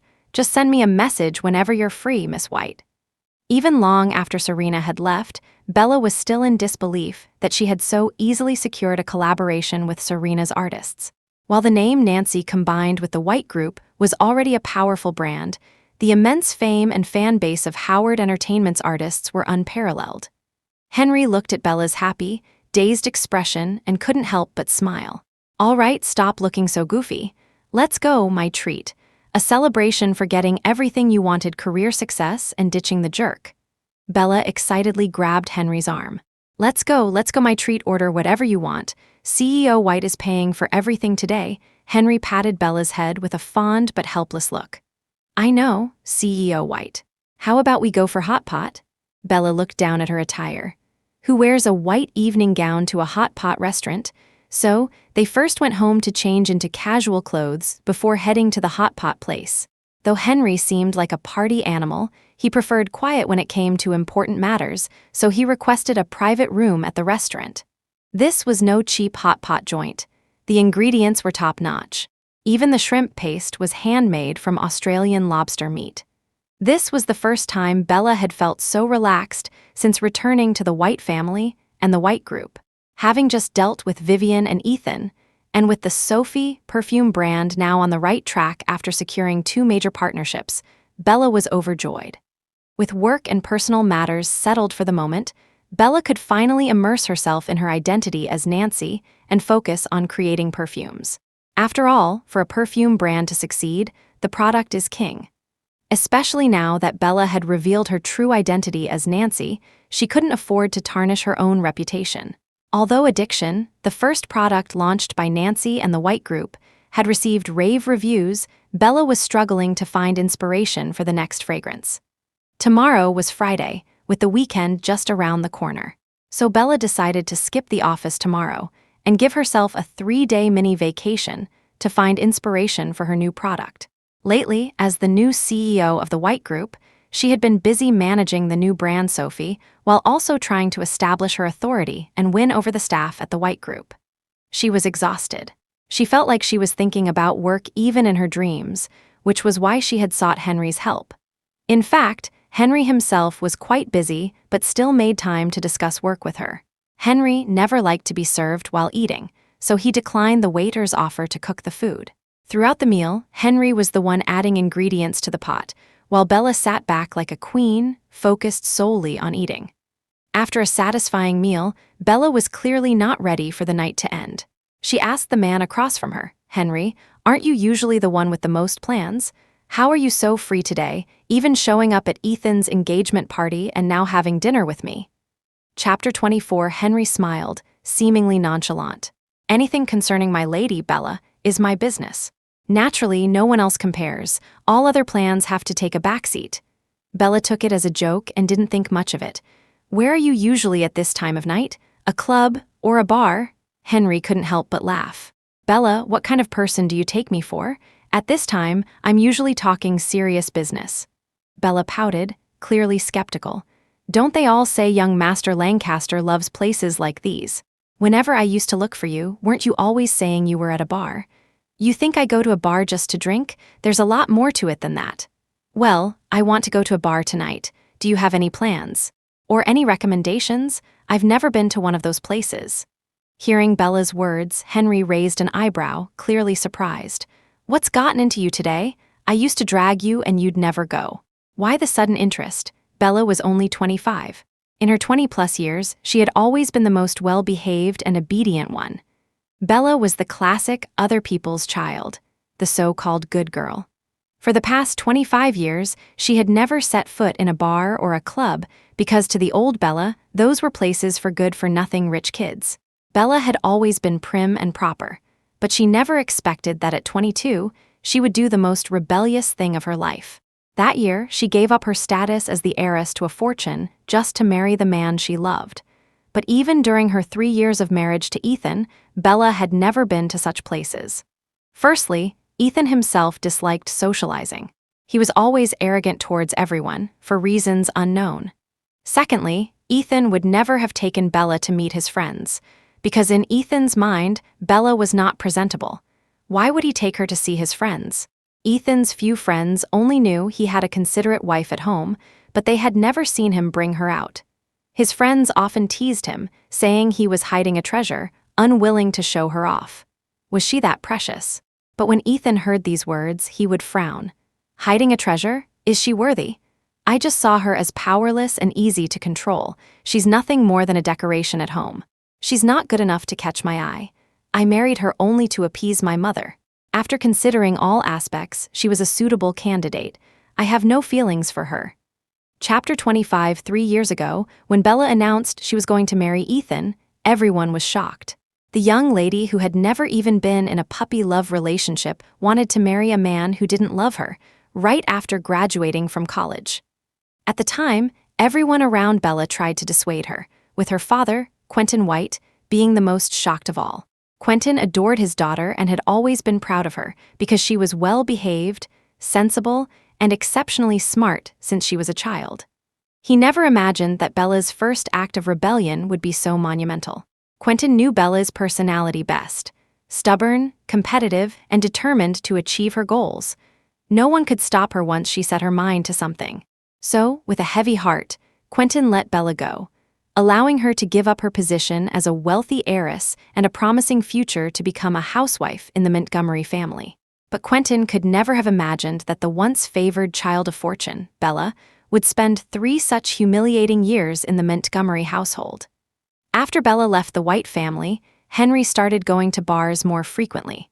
When Bella was around, she would never go to bars with Henry, so he would always make time to be with her, and naturally his bar visits were fewer. But after Bella left, Henry became even more of a party animal, a familiar face at almost every nightclub. He didn't fall into despair because of it. Fun was fun, but Henry's work ethic was second to none. He simply lived his 24-hour days as if they were 48. By day, he was the smiling tiger, young Master Lancaster. By night, he was the melancholic young master, drowning his sorrows in drink. Ironically, the extensive network he built while frequenting social scenes led to many business deals. It was just that in the 3 years since Bella left, even his smiles had become rarer. Seeing Henry zone out and not answer, Bella waved a hand in front of his face. "Henry? Henry, what are you thinking about? Did you hear what I said?" Henry finally snapped back to reality. "Sorry, I was just thinking about something. What did you say?" "I said I want to go to a bar. Do you have any plans?" Henry didn't answer directly, instead asking, "Bella, why do you suddenly want to go to a bar today? You never used to like those places." Bella propped her chin on her hand and murmured, "I think maybe I used to be prejudiced against them. I feel like my life for the past 25 years has been too limited. Look at today, when I went to crash Ethan's engagement party. There were so many people there, half of Jingbei's elite circle, yet not a single person recognized me, and they even questioned my identity. But as soon as you showed up, everyone knew you. If you hadn't suddenly appeared to save the day, I really wouldn't have known what to do. Honestly, I feel a huge gap. Your social network is so much better than mine, which means I used to be too antisocial. So I want to make a change, go out and socialize more. After all, I'm different now. I'm the CEO of the White Group, I can't afford to not know anyone." Hearing Bella's words, Henry helplessly stroked her head. "Bella, don't be so hard on yourself. You are already outstanding. There's no need for self-criticism. As for social connections, what's mine is yours. I can handle those things for you." Tears welled up in Bella's eyes. She said, "Henry, thank you for always taking care of me since we were kids. But I want to make other friends too, okay? Take me out just for the experience." Chapter 26. Since they were young, Henry had never been able to refuse Bella's requests. So, after she said that, Henry had no choice but to agree. If Bella wanted to go to a bar and meet his friends, he would just take her. Henry made a quick call, and soon, someone sent him the details of a private room and an address. After confirming the location, Henry picked up his jacket from the hook, stood up, and gestured to Bella. "Let's go. They happen to be hanging out there tonight. I'll take you." Bella put on her trench coat, surprised by how quickly Henry had arranged everything. She couldn't help but tease him, as expected of young Master Lancaster, friends all over the world, so efficient. "I'm impressed," Henry laughed. "My Lady Bella wants to go for a drink. Of course, I have to arrange it as quickly as possible, right?" They exchanged a smile and walked out of the hot pot restaurant side by side. Bella familiarly settled into the passenger seat of Henry's supercar. Henry sat in the driver's seat, patiently waiting for Bella to touch up her makeup before starting the engine. The roar of the high-powered engine echoed through the streets of Jingbei. Henry avoided the congested traffic, taking a shortcut onto the elevated highway. The freedom of the supercar seemed out of place in the bustling city streets. It was only on these wide, open highways that its true charm was revealed. Bella rested her head on her hand, looking out at the undulating silhouettes of the trees. A sense of unprecedented peace washed over her. The cool evening breeze brushed against her face, lifting her long, wavy hair, filling the car with the sweet scent of her shampoo. Henry didn't turn his head, but the corners of his mouth curved into a smile. These quiet moments alone with Bella were precious to him, a scene he had dreamt of for the past 3 years. But Bella was completely unaware of these little secrets hidden in Henry's heart. It wasn't long before Henry's supercar arrived at its destination, pulling up in front of the most luxurious club in Jingbei. Henry got out of the car, surrounded by curious glances, but he ignored them all, simply walking over to the passenger side to open the door for Bella. Henry extended his hand and helped Bella out, then tossed the car keys to the club's valet. The arrival of Bella and Henry drew the attention of most people at the entrance. Some even let out a couple of whistles, calling out loudly, "Young Master Lancaster." Henry glanced in their direction, recognized them as casual acquaintances, and offered a silent, tight-lipped smile in response. This place had always been a melting pot. The wealthy heirs of Jingbei loved it here because of the variety of entertainment and its high-class atmosphere. Naturally, it also attracted plenty of social climbers. But Henry liked coming here simply because the owner was a friend of his. Henry's reputation was well known, and the moment his car pulled up, it announced his arrival. After all, his supercar was a limited edition, a testament to his noble status.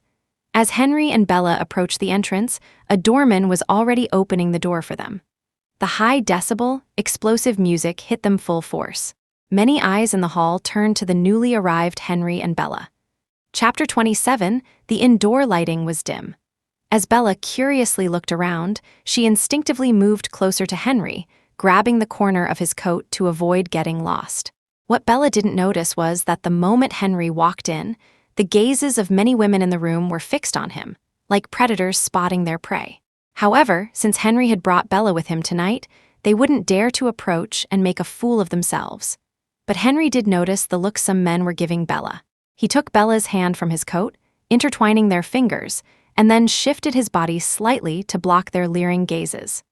A closer look would reveal a hint of hostility in his eyes, like a lion whose territory was being encroached upon.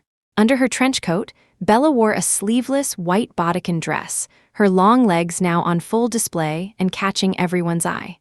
Her makeup was light, unlike the heavily made-up faces of others in the club. Yet with her striking features, she looked almost bewitching under the colorful, flashing lights. Bella's current look, both pure and alluring, was exactly the type that men found most captivating. The music in the club was too loud for a normal conversation, but shouting was not Henry's style. So Henry leaned in close to Bella, almost whispering in her ear, "Bella, I'll take you to a private room upstairs." Bella nodded obediently. She didn't even realize that she hadn't flinched when Henry leaned in so close, a testament to her complete trust in him. Henry led Bella to the elevator. As the doors closed, the deafening music was finally shut out. Seeing Bella's curious expression, Henry found it amusing and couldn't help but tease, "I thought you'd be scared. I didn't expect you to adapt so quickly." Bella tilted her head, as if his words were strange. "Why would I be scared? Do I seem that timid?" Before Henry could answer, she spoke again, "With you by my side, I'm not afraid." Henry froze at her words, his gaze on Bella becoming intense. Just as he was about to speak, the elevator chimed with a ding. "Sixth floor," a mechanical female voice announced as the doors opened. Henry had to let it go. A hostess was already waiting outside the elevator, a professional smile on her face. "Good evening, esteemed guests. Do you have a reservation? Which room are you headed to?" The quiet of the sixth floor was a stark contrast to the chaos of the first. The level of luxury here was clearly a step above. Bella stepped out of the elevator first. The moment her feet touched the carpet, she recognized that even the rug was a masterpiece from a famous designer. Hearing the hostess's question, Bella turned around, her small bag held behind her back, and asked Henry, "Henry, where are we going?" A familiar scene flashed before his eyes, and the bright overhead light momentarily transported Henry back to their high school days. Chapter 28. Back then, Bella also loved to walk backward in front of him, dressed in the school's standard white shirt and plaid skirt. Her ponytail would bounce with every step, and Henry's heart would bounce along with it. It wasn't until Bella stepped closer and pulled Henry out of the elevator that he snapped back to reality. Bella couldn't help but pat Henry's head, puzzled. "Henry, what's wrong with you today? Why do you keep spacing out? Are you tired from not getting enough rest?" Seeing this, the hostess standing by immediately lowered her head, avoiding their gaze. As a hostess on the floor with all the top-tier VIP rooms, Sally had learned to be discreet. She had seen Henry here many times, but this was the first time he had ever brought a female companion. Maintaining her professional composure, Sally's expression remained neutral. After all, she had worked here for years and had seen more than her fair share of drama. Nothing surprised her anymore, though she didn't recognize the bright-eyed, beautiful young woman before her. The fact that she could call Henry by his first name and even pat his head meant she was no ordinary person. With just one glance, Sally memorized Bella's face. Henry smiled and said, "Sorry, I was just thinking about some old times and got lost in thought." Bella asked suspiciously, "Really? Am I that boring to be around that you can get so lost in thought about other things?" Henry just smiled without answering and led Bella down the hallway. The owner of this club was an old friend of Henry's, so this particular private room was basically reserved for their group. Henry walked to the door, knocked, then turned the handle and pushed it open. This was the largest private room in the club, so big it even had a pool table and a mahjong machine. When Henry and Bella entered, the group, who had been in lively conversation, all turned to look at them. The massive sofa was barely occupied by 6 men, all of whom happened to be prominent figures. Bella could name every one of them, and 2 were even her and Henry's high school classmates. Seeing Henry and Bella arrive late, someone couldn't help but tease, "Young Master Lancaster, you already turned down our get-together. What brings you here now?" Another man raised his glass. "Henry, you were the one who said no +1s for the guys' night out. What's the deal with bringing your own? You just don't get it. Young Master Lancaster tells you not to bring anyone because he doesn't have anyone himself. He doesn't want to be the third wheel to the rest of us. But if he has someone, you can bet he'll be the first to show her off. What do you call that? Rules for thee, but not for me. Get it now?" Henry walked further into the room. "All right, that's enough. I couldn't make it today because I had something to do. But Bella wanted to come hang out, so I brought her to check it out." Bella stood behind Henry and looked at the man who had just been teasing them.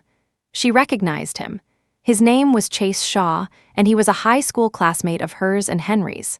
Chapter 29, Chase continued. Tusk, young Master Lancaster, your habit of prioritizing romance over friendship has been the same for 10 years, not a single change. We called you a dozen times, and you didn't even pick up. But the moment Miss White says she wants to come, you show up in a flash. At that moment, the aforementioned Bella finally chimed in.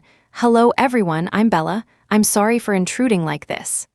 Chase's gaze shifted to Bella, and he quickly responded, "Miss White, you don't actually need to introduce yourself. Everyone here knows who you are. Henry is always talking about you to us, though he probably never mentions us to you since we're just his unimportant, plastic friends. Right, Henry?" Chase's gaze turned to Henry, but he was met with a light shove. "Stop being a clown." Bella, however, was amused by Chase's words. She said, "Not at all. I know you guys too. Chase, I remember you. You were my classmate in high school." Hearing Bella's words, Chase was stunned. "Oh my God, you actually remember me?" Bella had only attended school in the country until her first year of high school before being sent abroad by the White family. So, Bella and Chase had only been classmates for a year. Being remembered was truly an honor. It wasn't just Chase who was surprised. Even Henry looked astonished. "You don't even remember me, but you remember him?" Henry and Bella had been classmates since the first grade, but for that entire first year, they hadn't spoken a word. So much so that in second grade, when the teacher put them in the same group for a project, the 7-year-old Henry, still trying to be cool, extended his small hand to Bella and said, "Hello, Bella, pleasure to work with you." Henry had felt a flicker of nervousness because the little girl in front of him was as beautiful as a doll. To his surprise, Bella just tilted her head and asked, "Who are you?" Hearing her question back then, Henry's face had turned red with anger. He was, after all, a handsome little boy in the class. How could Bella not know who he was after being classmates for over a year? Henry had thought Bella just had a bad memory because she was never particularly close with their classmates. But she had only been in the same class as Chase for a year. How could she remember him so clearly? Bella replied without hesitation, "Of course, I remember, because he's your friend." Henry never expected that Bella had remembered Chase because of him. His earlier displeasure vanished instantly. Indeed, he and Chase had been good friends since high school. Hearing Bella's answer, the previously smug Chase immediately felt like he'd been hit by a ton of bricks. Chase couldn't help but heckle, "Oh, so I'm just basking in Henry's glory, am I?" Bella smiled without a word, tacitly agreeing with Chase. Henry led Bella to a seat on the sofa. As soon as she sat down, Henry thoughtfully placed a blanket on her lap. Then, the other 5 men greeted Bella one by one. Chapter 30. Chase was a naturally talkative person. He sat near Bella and said, "Miss White, I saw the video of you taking down the homewrecker this afternoon. It was so badass. I was wondering where Henry went this afternoon. Turns out he was there to back you up. Seriously, Henry should have called me. I've had it with that Ethan Montgomery guy for a while now, acting all high and mighty all day, ignoring such a beautiful wife to go after that Vivian Sutton." Hearing Chase's words, Henry let out a sharp tusk, about to stop him, but Bella waved her hand, signaling that she didn't mind. Chase was a straightforward person who wore his heart on his sleeve. Because of his friendship with Henry, he had long considered Bella one of his own, so he spoke without a filter. People like him didn't have many hidden motives, which made them easy to get along with. Bella enjoyed interacting with people like that, so she couldn't help but laugh. Yeah, he really doesn't have great taste. Realizing he had misspoken, Chase quickly tried to backtrack. It's fine. You have to say goodbye to the wrong person to meet the right one. Miss White, look, our Henry is a pretty great guy. At his words, Henry nonchalantly tilted his head, eager to hear Bella's response. Bella glanced at Henry and nodded in agreement with Chase's statement. You're right, Henry is indeed a great guy.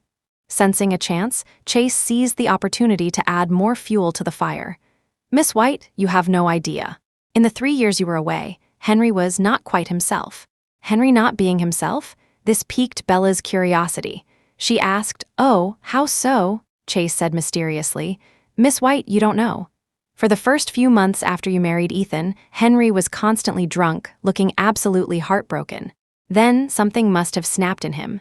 He stopped clinging to the bottle and threw himself into work, becoming the most work-obsessed person at the Lancaster group. In short, he was just off. Even on the day you came back from the Montgomerys, Henry had asked us to go out for drinks, looking completely lost. But that day, right after we opened the first bottle, he got a call from you. When he heard you were coming back, he was like he'd been shot with adrenaline, so excited. He immediately ditched us to go pick you up. Before he left, he told us to drink as much as we wanted, his treat. Miss White, in short, you've always been someone very different to Henry." Chapter 31. After hearing Chase's words, Bella was momentarily stunned. Bella was no fool. In fact, she was very intelligent. So, with Chase's words laid out so plainly, she understood the meaning behind them. So, the person Henry had loved all along was her. So, Henry's frequent visits to bars were because he was heartbroken after she married Ethan. Chase's words were like a wake-up call for Bella. Thinking about it now, she suddenly recalled many things she had never noticed before. She remembered that from elementary school to high school, besides her, there seemed to be no other girls around Henry. At first, Bella thought it was just because the White and Lancaster families were old family friends, so Henry had to be nice to her.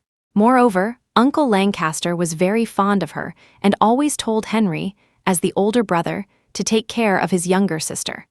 So Bella naturally assumed that Henry's kindness was just him treating her like a sister. After all, Henry was the youngest in his family. Now that he finally had a chance to be an older brother to her, he had to set an example. As her childhood friend, she always felt at ease when Henry was around. Over the years, Bella had grown accustomed to Henry's kindness, accustomed to the fact that whenever she turned around, she would always see Henry following close behind. Bella once thought that all of this was just because Henry was her best friend. But it wasn't until today, when Chase pointed it out, that Bella realized how ridiculous her assumptions had been all these years. Henry's kindness towards her wasn't born out of some familial or friendly affection. It was a blatant, undisguised favoritism. Even all of Henry's friends could see it, yet she, the person at the center of it all, had remained oblivious. And she had still considered Henry her best friend, sharing all her secrets with him. Bella suddenly couldn't bear to think about what Henry must have been feeling when she told him she wanted to marry Ethan. The person he had loved for so many years was ultimately slipping through his fingers. Henry's care for her was always unconditional and meticulous, no less than what she had once done for Ethan. A sour feeling welled up in Bella's heart. What had Henry been thinking during their 3 years apart? In fact, it was more than 3 years. She had gone abroad in her first year of high school and only returned after finishing her master's degree, a span of 5 years. Not long after she came back, she rebelled against her family to marry Ethan. Yet, every time Bella returned, whether from studying abroad or after her divorce from Ethan, Henry seemed to be standing in the same place, as if he had never left, as if he was always waiting for her to come back. He had watched her leave time and time again. What must have been going through his mind? Was he cursing her for being dense? Was he secretly calling her heartless? Chapter 32. Seeing Bella fall silent after hearing Chase's words, Henry's heart sank. He spoke up. "Chase, what nonsense are you talking about? Don't over-interpret my actions. I think I'm perfectly normal." Chase also realized he had probably misspoken. He had intended to flatter, but he had ended up stepping on a landmine. Now that Henry had given him an out, he wasn't about to refuse it. So Chase immediately followed up, Right, I was just talking nonsense. Miss White, just take it as a joke, don't take it to heart." But Bella wasn't that foolish. She shot up from the sofa, grabbed Henry's sleeve, and pulled him, her tone a little awkward. "You, come with me for a second." Seeing Bella and Henry's movements, the other 6 people in the room exchanged glances. But before they could say anything, Bella had already dragged Henry out of the private room. Chase couldn't help but worry. Oh no, I've exposed the secret Henry has been hiding for so many years. How am I going to clean this up? Is Henry going to make me pay with my life later? Another man, with a calm expression, said nonchalantly, "It's fine. This day was bound to come sooner or later. Henry has kept this to himself for so many years. It's good that you helped him spill it. Otherwise, are we supposed to watch him secretly love Bella for the rest of his life? Honestly, I'm tired of this melodrama. A quick resolution is better. As they say, it's better to rip the Band-Aid off quickly." Chase found that reasonable. Yeah, it's been so many years. If they don't break through this barrier now, how long will Henry have to wait? Besides, I don't think Miss White is completely uninterested in Henry. Maybe this time, they'll actually get together. Bella dragged Henry out of the room and pulled him to the window at the end of the hallway. Henry looked at Bella's hesitant expression and tried to lighten the mood. "What's wrong? You actually believed Chase's words?" Seeing Henry's nonchalant expression, Bella punched him in frustration. "This guy, how could he act so casual?" Bella asked, a little angrily. "Henry, I'm asking you, do you have feelings for me?" Hearing Bella's blunt question, the playful expression on Henry's face disappeared. He looked at Bella and simply said, "Yes." Bella asked again, "When did it start? How long has it been?" Henry leaned his hand on the windowsill and looked out at the myriad lights of Jingbei. His voice was faint, as if it might be carried away by the wind at any moment. "Too long, so long that I've forgotten when it began. Bella, I'm a very nostalgic person. The person who was once within my reach, I thought she would always walk by my side, but she left me time and time again. I was afraid she wouldn't be able to find me when she came back, so I've been waiting in the same place, so that whenever she's willing to turn around, she can see me at a glance. Because I promised her that I would always be behind her, her strongest support." Chapter 33, How could Bella not understand the meaning behind Henry's words? The helplessness and deep affection in his voice made her feel a pang of sourness. Tears had already welled up in Bella's eyes. Now, her big, watery eyes blinked, looking utterly pitiful. "Henry, why did you never tell me these things? You should have told me." Henry hadn't expected this response from Bella. He looked at her and saw her eyes full of tears, and his heart instantly softened. He gently wiped away a tear from the corner of her eye with his thumb and comforted her softly. "Bella, the reason I didn't tell you is precisely because I didn't want to see you like this. I didn't tell you because I didn't want to cause you any trouble. Being your especially good friend was already wonderful. Why would I need to add to your worries with these things?" Bella could no longer hold back. She leaned into Henry's embrace and began to sob quietly. Between sobs, she incoherently blamed him. "Henry, don't you stand there playing the magnanimous gentleman. How could anyone love someone and not want to be with them? Don't you dare say you've never thought that way." Henry gently stroked Bella's back. Hearing her words, he couldn't help but chuckle. He admitted, I have thought about it." How could he not have? He thought about it every single day. Soon, a small, damp patch from Bella's tears stained Henry's chest. When Bella lifted her face, she noticed her mascara had smudged from crying, even leaving faint black marks on Henry's white shirt. Bella tugged at his shirt, staring at the black smudges, and muttered resentfully, "What a useless mascara." Then she looked up and met Henry's smiling eyes. Despite her disheveled state, Bella felt no embarrassment. She had already embarrassed herself in front of Henry too many times over the years. It seemed he had seen all of her most awkward moments. How could Henry still like her after seeing so many sides of her for a decade? Bella couldn't help but think that Henry might be a little slow on the uptake. "I got your shirt dirty. I'll buy you a new one." Henry didn't stand on ceremony, smiling as he replied, "All right." Seeing Henry still staring at her, Bella felt a little shy. She glared at him and asked, "What are you staring at me for? I'm just waiting for your answer." "What answer?" Bella asked, puzzled. "You asked me why I didn't tell you I liked you sooner, didn't you? Well, I'm telling you now. Bella, I like you, and I've liked you for many years. So, what's your answer?" Chapter 34. Faced with Henry's sudden directness, Bella was at a loss. She avoided his intense gaze, her eyes darting away as she stammered, I need to think about it. As if not surprised by her answer, Henry smiled dotingly. All right, Bella, I'll wait for your answer, no matter how long it takes. His words made Bella's face flush. She felt as though ever since Chase had broken the ice between them, every word Henry said sounded like a line from a love poem. It was as if he had suddenly unlocked some hidden talent.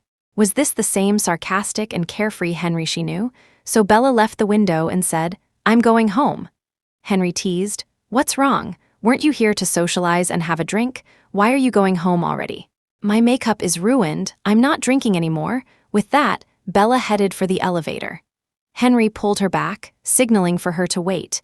He then went back to the private room to get her bag and phone from the seat.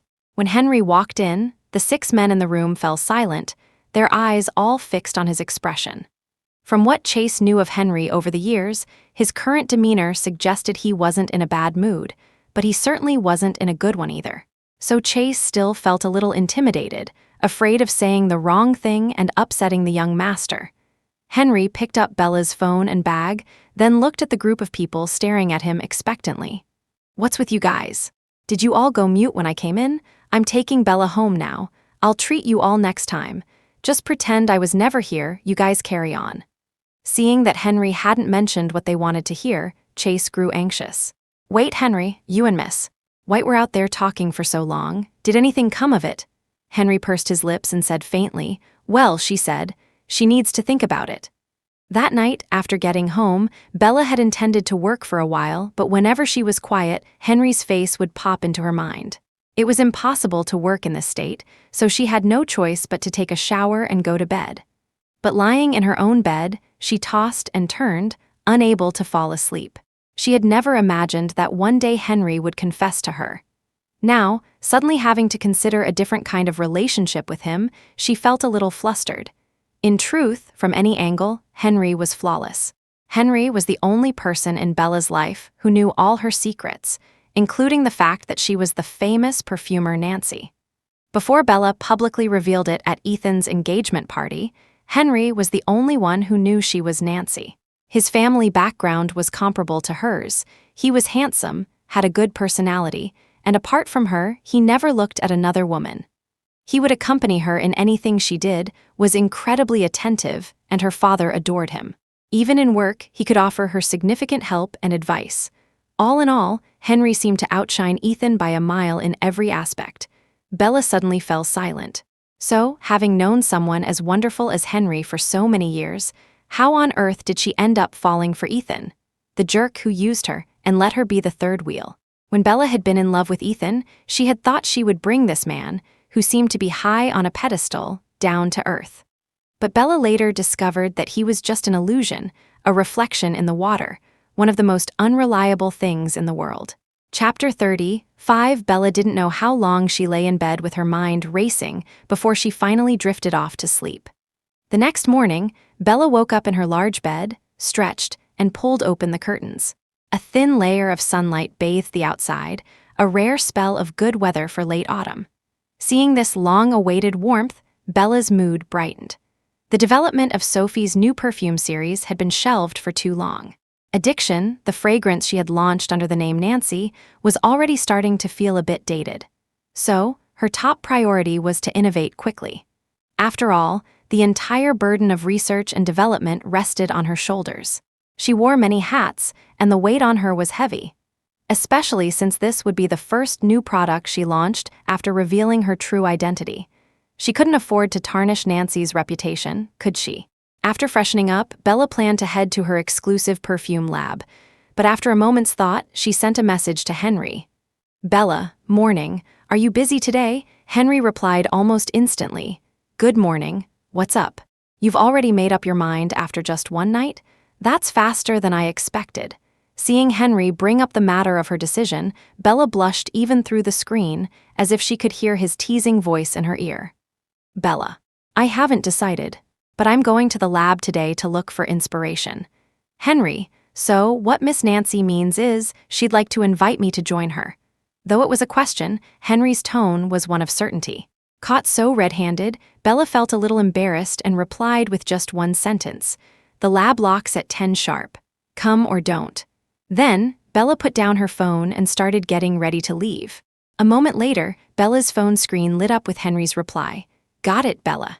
I promised to be there early." The perfume lab, as a perfumer's creative sanctuary, was an extremely private and intimate space. Generally, perfumers with private labs would not allow outsiders to enter. This was because perfumers are particularly sensitive to smells. If an outsider entered the lab, it would be contaminated with scents that didn't belong, disrupting the perfumer's sense of smell and workflow, making their work less efficient. So, for all intents and purposes, a perfume lab was not a place to be shared. But not only did Henry know the location of Bella's private lab, he was also granted special permission to enter. This was a privilege that was absolutely unique. In fact, long before Bella herself realized it, she had already made many exceptions for Henry. It turned out they had always been each other's exceptions. Chapter 36. Bella was surprised to see Henry already waiting for her when she drove up to the perfume laboratory. She glanced at the time, astonished. It was only 9:41. How had Henry arrived so early? After Bella parked her car, Henry was already standing by her driver's side door, holding it open for her. Bella placed her hand in Henry's outstretched one and got out of the car. She asked in surprise, "Why did you get here even earlier than me?" Henry smiled. "Because I know you well enough. I know you're always 15 minutes early, no matter what. So I made sure to be here waiting before you arrived." Bella said with some amazement, "Goodness, Henry, I never realized you were so thoughtful." Henry teased, "Well, I'm just trying to make a good impression, so you'll hurry up and decide whether to accept my confession." Hearing him bring it up again, Bella didn't want to face the question directly. She quickly unlocked the lab door and went inside. Henry found Bella's hasty retreat amusing. He shook his head with a smile and followed her in. Bella's lab was decorated entirely to her liking. She had already put on her gloves and lab coat, and after getting Henry fitted with the same gear, led him to another room. The room was filled with all sorts of bottles and jars. It was Henry's first time here, and even for someone as worldly as him, the sheer number of containers was staggering. Bella led Henry to one of the walls and explained, "These bottles and jars contain different scents. Each little bottle is labeled with what it smells like. I'm going into the inner lab to work on a fragrance.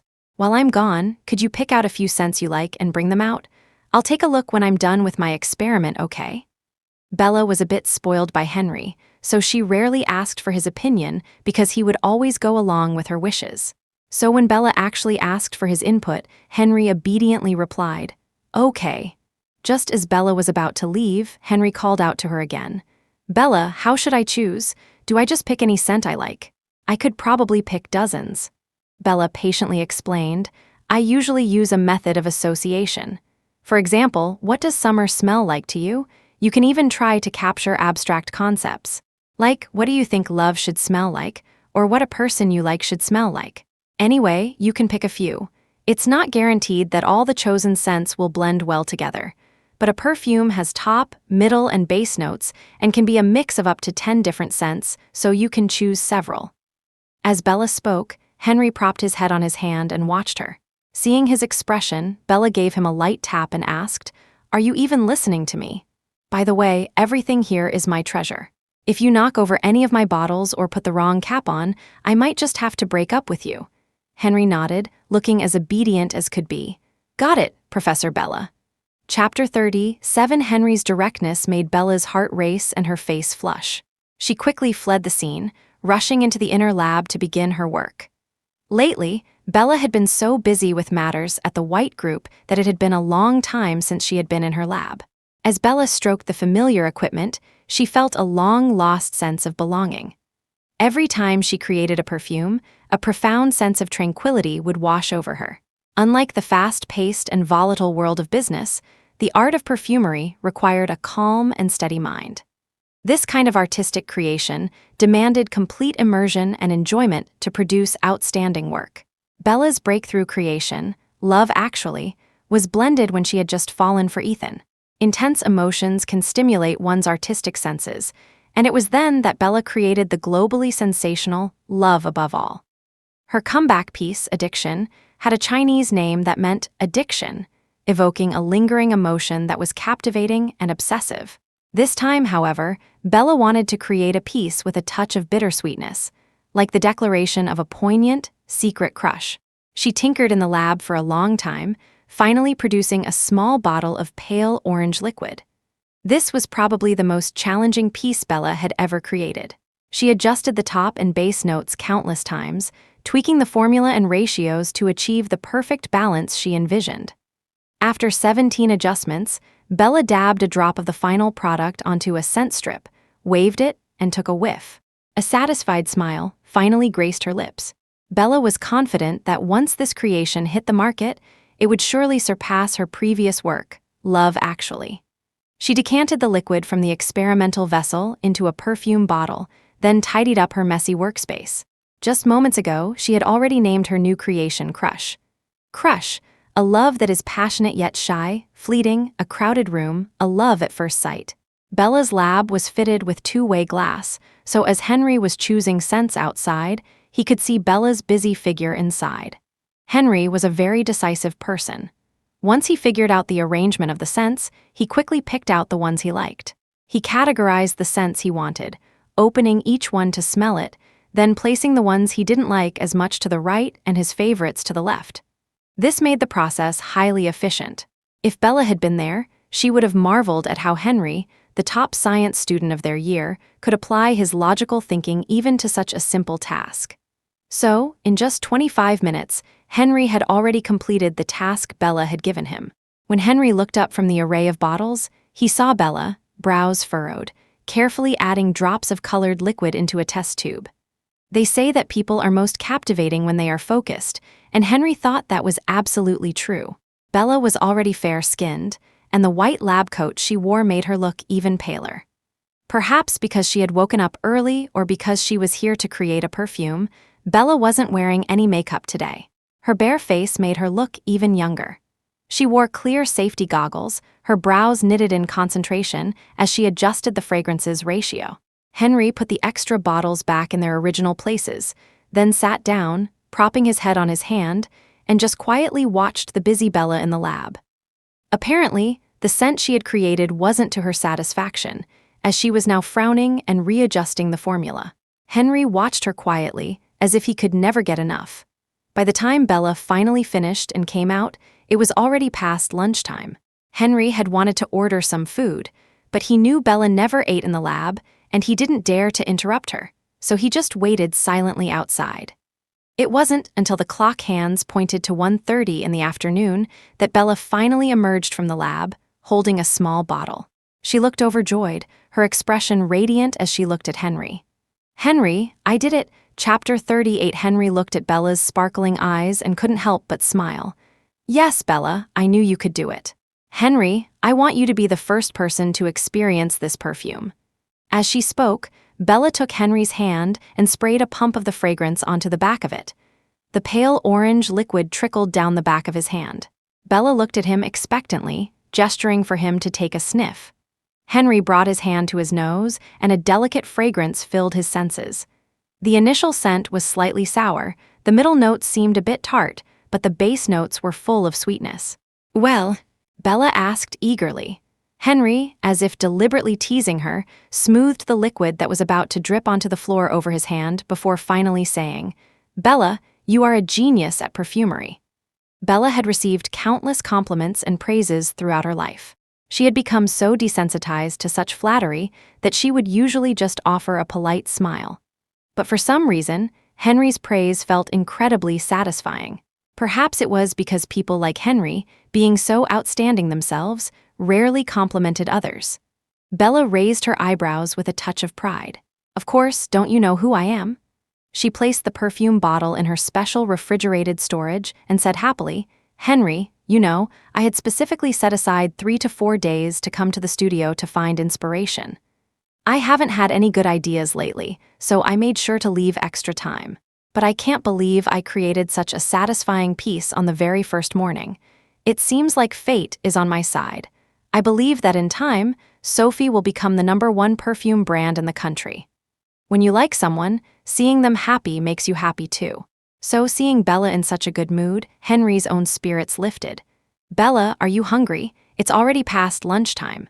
I was going to order some food here, but then I remembered you absolutely don't allow food in the lab, so I had to scrap that idea. But I didn't want to disturb you, because I know that when you have an inspiration, you can't be interrupted, or it might break your train of thought. So I was stuck, not knowing whether to come in or stay out. I ended up just waiting for you quietly outside. I had no idea you'd be so late. If you're hungry, I can take you to get something to eat now. We can come back and you can continue working after we eat. Bella glanced at the wall clock and realized that over 3 hours had passed without her noticing. It was almost 2 in the afternoon, well past lunchtime. She had been so engrossed in mixing her fragrance that she hadn't noticed how quickly the time had flown by. But to go from a spark of inspiration to a finished product in just over 3 hours was something Bella herself was extremely pleased with. Even if it meant missing her meal, it was definitely worth it.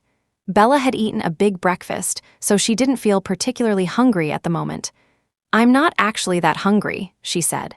"I was thinking of taking advantage of my current momentum to create a few more bottles." Henry shook his head. "Hungry or not, you need to come with me to get something to eat and rest. You can't keep up this level of intense work. Perfumery requires a lot of mental energy and focus. Over 3 hours of intense concentration is already very draining on your body and mind. You need to take a break, eat something to replenish your energy, and then come back to work. Otherwise, what's the point of ruining your health for work? That's putting the cart before the horse." Chapter 39. Bella thought Henry had a point, so she took off her special lab coat and hung it on the nearby rack.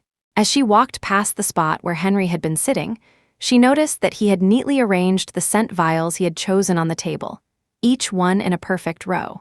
The 9 bottles and jars stood side by side, lined up in a straight line. Bella walked over to the table, pleased. "Henry, you really do have a touch of OCD, don't you?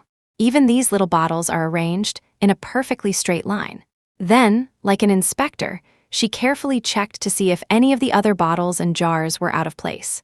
Since the bottles were only labeled with names and not numbers, even Bella herself would misplace them from time to time. But after a full circle, she was amazed to find that Henry hadn't misplaced a single one. Seeing the surprise on Bella's face, Henry already knew what she was going to say. He raised his eyebrows smugly. "Well, not a single one out of place, right? I'm pretty amazing, huh? Goodness, how did you do that? I must have 800, if not 1,000, bottles here. It took me a lot of time to memorize their locations, and you, on your first visit, didn't misplace a single one."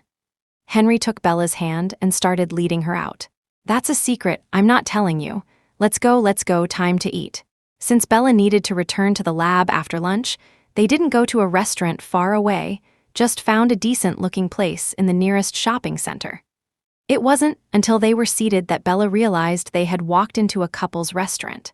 All the tables were for 2 or 4, and the place was filled with a romantic ambience, adorned with roses.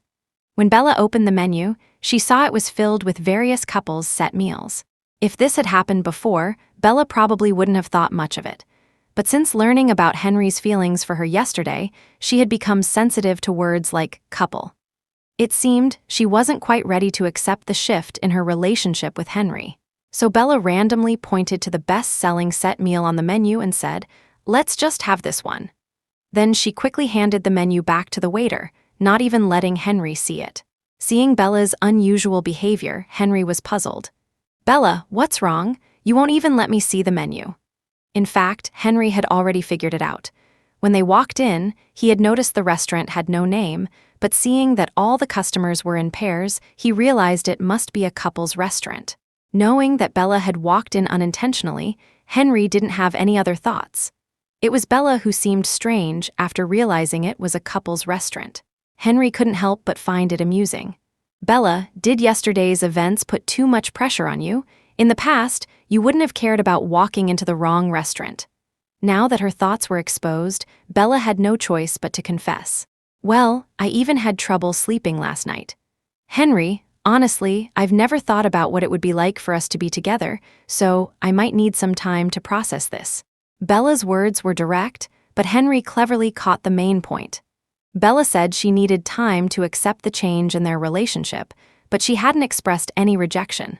Bella, when you say you need time to process this, does that mean you're not rejecting me? Chapter 40. Henry's question hit the nail on the head. Bella searched her heart. From yesterday until now, her emotions had shifted from shock to heartache, from heartache to shyness. But she had never once felt the urge to refuse or any sense of aversion. Didn't this prove that deep down, Bella had already accepted Henry? Henry's words were a revelation. Bella suddenly understood her own feelings for him. Like a cloud parting in her mind, she finally found the reason for her turmoil last night. Henry, you're right, I don't mean to reject you. I feel like, over the years, I've unconsciously become dependent on you. I'm willing to share all my secrets with you, and whenever something happens, you're the first person I think of. So I think, let's give it a try. Henry could hardly believe his ears. Bella, do you mean we should try dating? Yes, let's give it a try, but I've never been in a relationship before. Even though I was married to Ethan for 3 years, he didn't love me. We have no shared memories. It was all a one-sided act from me. I think I might be a bit possessive in a relationship, a little prone to jealousy, and I like surprises and grand gestures. In short, I'm probably quite high maintenance. If you're willing to give it a try with me, you need to be prepared, because I might be different in a relationship than I am in everyday life. Bella rambled on, about to list more things, but Henry cut her off, his voice filled with excitement. Bella, no matter what version of you it is, I will love it. All your sensitivities, your vulnerabilities, your insecurities, I will soothe them all. Bella herself never expected that just by going out for a meal, she would end up with a boyfriend. Even after Henry dropped her back at the lab, Bella still felt a little dazed. Since they had confirmed their relationship before the couple's set meal arrived, every dish that came out felt less like a source of awkwardness and more like a blessing. From the appetizer to the dessert, every dish had a name with a wonderful meaning, wishing for lovers to find their happy ending and grow old together. And it had to be said, the food at this restaurant was actually delicious. After Henry and Bella returned to the lab, Bella finally remembered why she had asked Henry to help her pick out scents in the first place. Initially, Bella had asked Henry to pick out a few scents he liked, because she was short on inspiration and hoped to find some in his choices. Who would have thought that she would so successfully create a new perfume that very morning? Although the immediate crisis was resolved, there was no reason to let perfectly good inspiration go to waste. So Bella pulled Henry over to the row of bottles and jars and asked, "Henry, what was the theme for the scents you picked?" Henry, however, countered with a question of his own. "And what was the theme of the perfume you just created?" "That one. It's about love at first sight, a love that is both passionate and shy." "Henry, you were the inspiration for that perfume. So, to be precise, that perfume was made for you." A satisfied smile spread across Henry's face. "Well, the scents I chose were also themed around you." "Really?" Bella's face showed her surprise. She picked up the small bottles and looked at them one by one. Peach, cherry blossom, candy, rose. "Why did you choose such pink, sweet, and sugary scents?" She looked at Henry suspiciously, only to meet his gaze, which was as soft and gentle as water. "Because in my heart, you are as sweet as they are." Chapter 40. Bella had always thought that she and Henry were so familiar with each other that even as a couple, it would be hard to feel that heart-fluttering excitement. After all, they had known each other for so many years and had seen every side of each other. Would there really be moments that made her heart race? Bella shared her thoughts with Henry, suggesting they could skip the honeymoon phase and go straight to a comfortable, old married couple dynamic, which sounded nice to her. However, upon hearing this, young Master Lancaster, after a long day at the Lancaster Group, was not pleased. He immediately pinned Bella to the sofa and gave her a long, passionate kiss. Dizzy from the kiss, Bella could clearly hear her own thunderous heartbeat. Seeing her in this state, the culprit wore a triumphant expression. Well, feeling that heart-racing sensation now? From then on, Bella and Henry fell into the passionate honeymoon phase that all new couples go through. After Bella's high-profile takedown at Ethan's engagement party, she had become a hot topic in Jingbei's elite circles. Even Quentin White had seen the video of Bella denouncing Ethan. When Bella got home, he praised her repeatedly. "Bella, well done. I've been wanting to expose that kid Ethan for a while now. I was wondering how I was going to trip him up, but you taking revenge with your own hands is just brilliant. Let's see how Ethan can show his face now." Seeing her father like this, Bella found it amusing. "Dad, how did you see that video too? It was so embarrassing, no one even recognized your daughter." "My daughter, Quentin White's daughter, is someone they are worthy of recognizing. These people, honestly, they didn't even think that no one in Jingbei would dare to impersonate my daughter. But it's really thanks to that kid Henry for saving the day. I never thought that boy, who seems so carefree, could be so reliable when it counts." Hearing her father's words, Bella pretended to be angry. "Dad, don't you talk about my boyfriend like that. Henry is not carefree, he's very serious and outstanding, you know." Seeing Bella's protective stance, Quentin clicked his tongue. "Tisk, Tusk, you two are so lovey-dovey. I think I should pay a visit to the Lancaster family tomorrow and discuss your marriage with old Lancaster." "Wait a minute, I'm the one giving my daughter away. Old Lancaster should be visiting me, no, I need to call him and give him a little nudge." With that, Quentin hurried upstairs, not giving Bella a chance to interject. Bella wanted to stop him, but on second thought, her relationship with Henry was so stable that they were bound to get married sooner or later. It didn't seem like a problem for their parents to start planning the wedding early. After all, for wealthy families like theirs, getting married was a complicated process, not something that could be decided on a whim. So Bella let her father be and happily went back to her phone call with Henry. Several months had passed since Ethan's engagement party. During this time, Ethan had tried to see Bella more than once. In fact, he had tried to see her many times, but each time, he had his assistant make an appointment. By the 20th time her assistant reported an appointment request from the Montgomery Corporation, Bella was so exasperated she had to laugh. Ethan was always like this, with his high and mighty attitude. Even when it came to making amends and apologizing, he had to do it through an assistant. How could Bella possibly accept such a cold and impersonal apology? But Bella had forgotten that she had blocked Ethan's phone number and his email address along with it. Still, if Ethan truly wanted to contact her, there was no way he couldn't have found a way. After Bella rejected Ethan's 20th meeting request, he finally appeared at the White family's doorstep. Chapter 42, a while ago, after Crush was launched, it was met with a frenzy of demand. This time, Sophie did not release the perfume as a limited edition. The concept of Crush was the love of a first glance, a love that everyone could have. How could there be a limit to it? Therefore, as soon as the perfume was launched, it sold out repeatedly.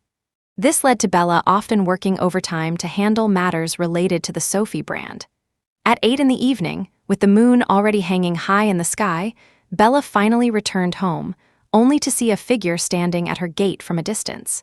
Even in the dim twilight, Bella recognized him at a glance. It was Ethan. After all, she had stubbornly loved him from behind for 3 years. She could recognize him even if he were reduced to ashes. At this point, facing Ethan, Bella had truly let go. There was no longer a surge of love nor a burning hatred. To her, Ethan was perhaps just the most familiar of strangers. "Bella." Before Bella could speak, Ethan spoke first. But such an intimate form of address sent a chill down Bella's spine, because in their 3 years together, Ethan had never called her that. Bella stopped a short distance from Ethan, her voice devoid of emotion. "Mr. Montgomery, what is the meaning of you coming to my house so late?" "Bella, I just wanted to." Before Ethan could finish, Bella cut him off coldly. "Mr. Montgomery, I don't think we're close enough to be on a first-name basis." "Ethan, I don't care what you came here to do or say, but I don't want to hear any of it. If you're here to apologize, I'm sorry, I don't accept your apology. If you're here to make peace, there's even less need for that because I will never forgive you. If you're here to talk about a collaboration, then I'm even more baffled. A man as professional as you, Mr. Montgomery, wouldn't need to come in person to discuss business, would he? By the way, you probably don't know, but I have a boyfriend now. Henry and I are very happy together. When we get married, I'll send you an invitation. So, is there anything else, Mr. Montgomery?" Including the engagement party, this was the second time Ethan had seen Bella so vibrant and prickly. He used to find her personality too soft, without any character, nothing for him to like. But now that Bella had returned to her true self, it had nothing to do with him anymore. Ethan looked at Bella's lively expression with a sense of longing, as if trying to etch her into his heart. He had to admit, he truly regretted how he had treated her before. It just seemed to be too late. Seeing Ethan staring at her without a word, Bella's patience wore thin. "Mr. Montgomery, please see yourself out." Bella turned to open her door but was stopped once again by Ethan's voice. "Bella, whether you accept it or not, I have to say, I was wrong for the past 3 years. I saw how good you were to me during that time. I don't expect you to forgive me, but if you ever need my help in the future, I will definitely help you." "Ethan, you really haven't changed your arrogant ways. What makes you think you have anything I could possibly need help with? I have the White family and Henry. I will never need you." With that, Bella slammed the door shut, cutting Ethan off. Through the massive floor-to-ceiling windows of the White family's villa, Ethan watched Bella's angry figure ascend to the second floor. In that moment, he seemed to understand the feelings Bella had for him over the past 3 years, a sour affection. He always seemed to make her sad and angry. He really didn't know how to please her. In fact, he had come this time to say to her, "I'm sorry, thank you, I love you," but it was all too late. The person he loved would never look back. Because she had already taken someone else's hand and was heading toward happiness, never to return. Bella would never stop for him again.